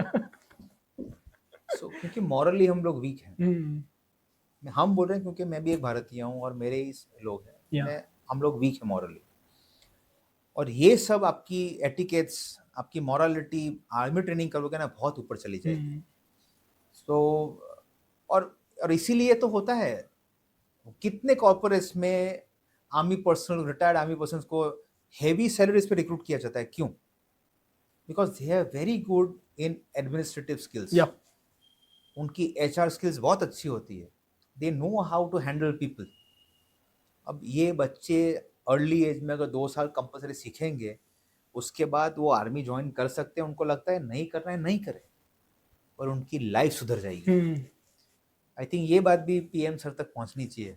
अब इसमें ऑलरेडी एनसीसी का यहाँ रोल है ही, पर उसमें मुझे भी पता है क्योंकि मैंने भी की है कि it is like constable type training, इसमें कुछ एग्जैक्टली, होगा नहीं। नहीं। और उसमें मतलब कोई इंटरेस्ट ही ना है, आपको लगे कि भाई क्या करो, एक दो एक एक दो एक, तो मतलब एनसीसी का एक फैक्टर मुझे बहुत अच्छा लगता है कि वो बच्चों को जो यूनिफॉर्म पहनने का जो डिसिप्लिन। प्राइड हाँ मिलता या है हाँ। ना, वो उनको सिखाता है। उसके बाद that is the first step, उसके बाद वो लोग सब कर सकते हैं। बट मैं तो ये बोल रहा हूँ कि नो, आर्मी ट्रेनिंग ही दो कंपलसरी। तो उससे ओवरऑल भी उनका क्योंकि इम्पैक्ट होगा। अब अभी हमने ऑफलेट ये जो सिचुएशन देखी पाकिस्तान के या साथ, हमको बहुत टेंशन आया कि स्कूल्स में ड्रिल कैसे होगी, घर में ड्रिल कैसे होगी, अगर कुछ हुआ तो अपार्टमेंट्स खाली कैसे होंगे। ये सब नहीं आता है सबको। अगर आर्मी ट्रेनिंग करेंगे तो वो भी प्रॉब्लम नहीं होगा। Rightly set. People will be ready, उनको सबको ये पता है क्या करना है क्या नहीं करना है। अब आपने अभी ऑफ द रिकॉर्ड मुझे कहा था कि हमारे इंडियन जवान्स हैं, उनमें देर is a upper body mismatch, there is a upper lower upper body body mismatch. Strength और लोअर बॉडी स्ट्रेंथ में मिसमैच है, और यस। मुझे लगता है कि उसमें ट्रेनिंग का भी हालत, हमारी रिडंडेंट जो सिस्टम हमने रखी है उसका हालत है। और उससे ही मैं टाई करूंगा ये मार्शल आर्ट्स में, because there are lot of people जो कराटे हु हा करके अपना कहते हैं कि I am a black belt और ये वाले, उसमें भी it is better than nothing. वो तो मैं कहना चाहूंगा इट इज बेटर कि आप मोटे होके बट घर। नॉट फॉर जवान्स, नहीं, मैं जनरली मैं कह रहा हूँ, जनरली इज ओके। क्योंकि एक है कि जवान में भी there is a misinformation of the combat and there या is a civilian misinformation also, कि लोगों को लगता है कि भाई मेरा बेटा कराटे में जा रहा है तो वो फिटनेस उसकी हो जा रही है। बट यू ऑल्सो नो कि एक सिस्टमेटिक अप्रोच चाहिए, वो यस, एक वर्कशॉप में नहीं हो सकता। It is like a longitudinal yes, thing, it is yes, not a transactional thing. Yes. तो उसके बारे में आप बताइए। जहाँ तक आर्मी पर्सनल का सवाल आता है, I am not talking about SPG and NSG, उनकी ट्रेनिंग बहुत अलग होती या है।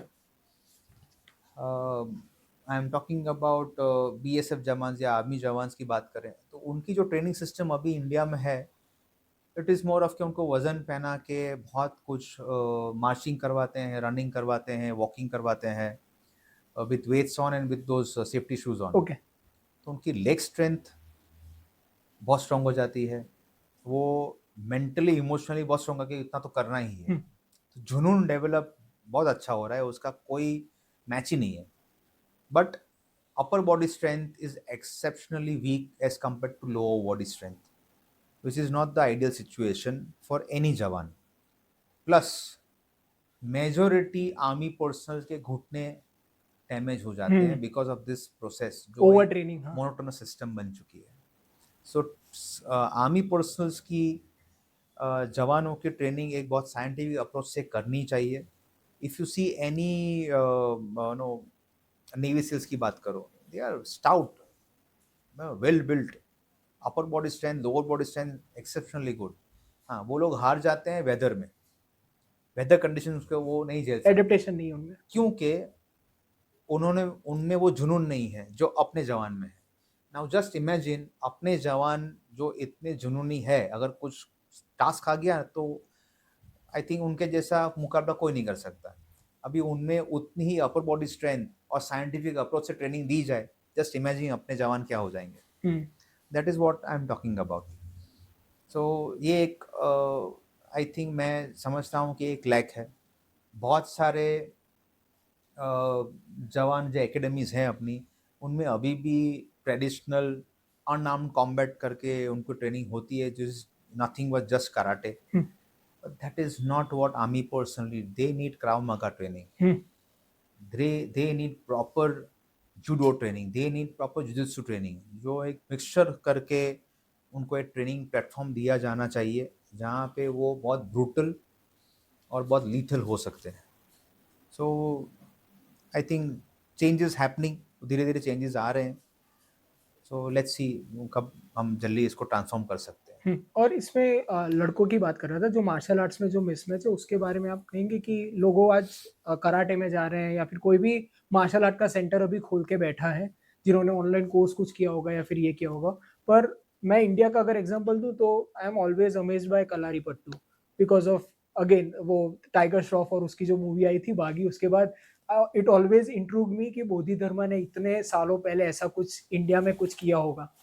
तो इसकी आपको भी पता है कि हमने आगे बात की कि ट्रांजैक्शनल से ज़्यादा हमें लॉन्जिट्यूडनल सोचना है। तो पेरेंट्स को आप क्या कहोगे कि मार्शल आर्ट्स अगर आपको उनको लेना है, then how to avoid falling into the wrong trap? पहले तो आप कोई भी आर्ट सीखो, आपको पहले आपको देखना है कि जिसके पास आप अपने बच्चों को रख रहे हो उसका कैलिबर क्या है, ओके। उसके पास अप्रूवल्स कौन सी है क्लास खोलने की, उसकी क्रेडिट्स क्या क्या है as far as his belts and his federations, कौन सी फेडरेशन जुड़ा है। क्या वो किसी फेडरेशन नहीं जुड़ा है तो फिर वो रॉन्ग नंबर है। हम्म। ओके, नो, जैसे हम आप कोई भी दुकान में जाते हैं तो हम देखते हैं ना गुमस्ता धारा लाइसेंस या उसके सर्टिफिकेट, डॉक्टर डॉक्टर भी सर्टिफिकेट लगाता है। हम्म। क्या वो सर्टिफिकेट्स उसकी क्लासेस में है? अगर आप मांगते हो सर्टिफिकेट तो क्या वो सर्टिफिकेट आपको देते हैं? दूसरा, क्या वो ट्रेनर जो है वो खुद कॉम्पिटिटिव है, क्या वो खुद खेला है सब competitions? So application of knowledge है कि नहीं वो चेक करने के लिए, और ये सब है तो आप अपने बच्चों को रख सकते हो। बट फिर भी अगर पेरेंट्स समझे कि मैं कोई भी एक पर्टिकुलर आर्ट में कराटे या टाइक्वांडो या जूडो या कूडो में किसी में भी रख दूं और बच्चा फिट हो जाएगा, वो गलत है। हम्म। वो 1 घंटा ट्रेनिंग करेगा, 23 घंटा बच्चा आपके साथ रहेगा, घर में रहेगा, स्कूल में रहेगा। वहाँ पे आपकी फूड हैबिट्स क्या है, उसकी स्लीपिंग हैबिट्स क्या है, वो बहुत इंपॉर्टेंट है। सो this is all a myth के बच्चा, मतलब बहुत बार पेरेंट्स बोलते हैं कि मैंने बैडमिंटन रखा तो फिट हो जाएगा, ऐसा नहीं है। You need to take care of the nutritional aspect and the sleep aspect. पूरा होलिस्टिकली। खाली खाली वो टाइम पास करेगा, फ़ोन पे सोएगा नहीं तो वो भी नहीं चलेगा। हम्म। और martial arts, the purpose has to be very clear. हम मार्शल आर्ट्स क्यों सीखते हैं? डिसिप्लिन या फिर सेल्फ डिसिप्लिन या सेल्फ। सो किसी ने बहुत सही कहा है कि आप मार्शल आर्ट्स में से पंच निकाल दो, किक निकाल दो, जो कुछ निकालना निकाल दो, पर लास्ट में रहेगा ना वो डिसिप्लिन रहेगा। जो डिसिप्लिन बच्चा सीखता है ना वो कोई आर्ट आर्ट में नहीं सीख सकता। And that is why it is very important to justify कि आप जो भी क्लास में रख रहे हो वो क्लास अच्छा है या नहीं है, वो class official federation run class है, गवर्नमेंट अप्रूव्ड क्लास है कि नहीं है। और आप जो भी आर्ट सीख रहे हो वो आर्ट सीखने के बाद जो बाय प्रोडक्ट्स है वो बच्चे को मिल रहे हैं कि नहीं। हम्म। क्या आर्ट सीखने के बाद बच्चे को गवर्नमेंट रिकग्निशन है, आरक्षण में, नौकरी में, बिजनेस में, मतलब नौकरी में, एजुकेशन के, कॉलेज में एडमिशन में ये सब मिलता है आरक्षण के? नहीं मिलता है। वो एडवांटेज है। बच्चा अगर अच्छा ब्रिलियंट है तो उसको ये सब ज़रूरत नहीं है, बट बहुत लोगों को ये ज़रूरत होती है। तो क्या वो रिकग्नाइज स्पोर्ट है कि नहीं है, हम्म। बहुत इंपॉर्टेंट है। हम्म। राइट। बहुत लोग बोलते हैं कि ओलंपिक स्पोर्ट्स में जाओ, ऑफ कोर्स ओलंपिक स्पोर्ट्स में जाना ही चाहिए, क्यों नहीं जाना चाहिए, बट कितने और स्पोर्ट्स ऐसे हैं जो इंडिया में बोलते हैं कि ओलंपिक स्पोर्ट है, पर अब तक, आज तक एक भी पार्टिसिपेंट ओलंपिक स्पोर्ट खेलने गया नहीं है। क्यों? ये सवाल पेरेंट्स को पूछना चाहिए। हुँ। अब मैं कूडो के बारे में जानना चाहूँगा। मैंने सच बताऊँ तो आपको रिसर्च करते वक़्त मुझे पहली बार पता चला, क्योंकि मैंने कहा ना कि मैं इस उस एरिया से आता हूँ जहाँ martial arts it's just karate, कि उसमें येलो, व्हाइट और वो सारे बेल्ट्स होते हैं, उसके अलावा मुझे कुछ भी नहीं पता था। तो जस्ट फॉर अवेयरनेस पर्सपेक्टिव आपका भी ये एक स्वीट स्पॉट है कि you want to be the pioneers in this Kudo of या इंडिया। तो उसके बारे में बताएँ, why we should why the new age parents should consider their kids into Kudo? So जैसे मैंने अभी आपको सवाल पूछा कि हम मार्शल आर्ट क्यों सीखते हैं, which is discipline, hmm, yes, but the main aspect behind any learning of any martial art form is defense hmm, on street. Now, if I am just an expert in punching, will I be able to defend myself on street? No, If I am just an expert in kicking, will I be able to defend myself on street? No. If I am just an expert in throwing people, hmm, will I be able to defend myself on street? If I am just an expert on fighting on ground, will I be able to defend myself on street? To be a street fighter, you need to learn and know each and every aspect of fighting, and which is a mixed combat sport, which is Kudo. So Kodo is the latest entrant in India, martial art form है, और I think I don't think I vouch for it. It is the fastest growing martial art form in the country now. Akshay Kumar ji chairman है, Mehul Vora sir is the founding member of Kudo in India, and I'm also part of it. And I'm very happy that हम जिस progressive mode से आगे बढ़ रहे हैं Koodo के लिए, बिकॉज उसको गवर्नमेंट मान्यता भी है, बच्चों को आरक्षण में भाग मिलता है नेशनल लेवल सर्टिफिकेट्स पे, ये सब तो है ही, बट हम जो सिखाना चाहते हैं वो अच्छे से सिखा रहे हैं। बच्चे अगर कूडो सीखे हुए बच्चे, मतलब आई डोंट से कि येलो ऑरेंज बेल्ट तक, बट एक सीनियर लेवल ब्राउन बेल्ट के आसपास जब बच्चे पहुंचते हैं ना, उनका रास्ते पे चलते हुए कॉन्फिडेंस अलग ही बढ़ जाएगा, hmm, and that is what we want. Hmm, ये मेडल्स बेल्ट्स ये सब तो बाई प्रोडक्ट से वो आते रहेंगे, right, that is what we want, and that is why I always mention kudo is closest to self defence, okay, क्योंकि इसमें कंप्लीट फाइटिंग एक्सपेक्ट आ जाएगा। ऑफेंस डिफेंस दोनों। यस। अब मेरी भी कई सारी ऐसी मनोकामनाएँ कि मैं पीएम मोदी तक पहुँचाऊँ, और आपको भी 3-4 ऐसे पेन पॉइंट है यू वांट टू शेयर, तो मैं चाहता हूँ कि फ्रॉम नाउ मैं ऑन स्पॉट कह रहा हूँ कि आई एम एमिंग कि हम लोग आपके आपसे शुरुआत करके इंडिया के जो बेस्ट टॉप इन्फ्लुएंसर्स हैं उनका मैं कंपाइलेशन वीडियो बनाऊं, ओके। और 1-2 महीने में I will put into the channel and I will share the link with the all the top heads of the state which I know of personally. Very good. और मैं चाहता हूं कि ये हम सबका कलेक्टिव एफर्ट उन तक खाली एक बार पहुंचे, और वो एक पहुंचे। बार इसके उसको सुने और उसको उस पर सोचे, तभी इसका कुछ नेक्स्ट स्टेप हम लोग कर पाएंगे। तो आप पीएम मोदी के साथ एक एलिवेटर में हो और आपके पास 2 मिनट है उनको कन्विंस करने में। तो उस तौर पर आप मुझे एकदम संक्षिप्त में बताइए कि कैसे आप क्या-क्या आप उन्हें कहना चाहेंगे और क्या-क्या आप उन्हें सुनाने के लिए आप उत्सुक हो?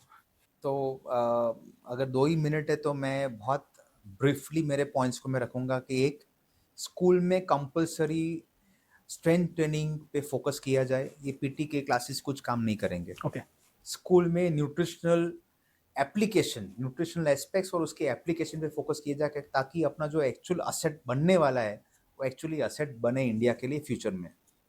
और मैं बोलूँगा कि मार्शल आर्ट्स को स्कूल्स में कंपलसरी किया जाए, हुँ, 100% कंपलसरी, कोई ऑप्शन नहीं।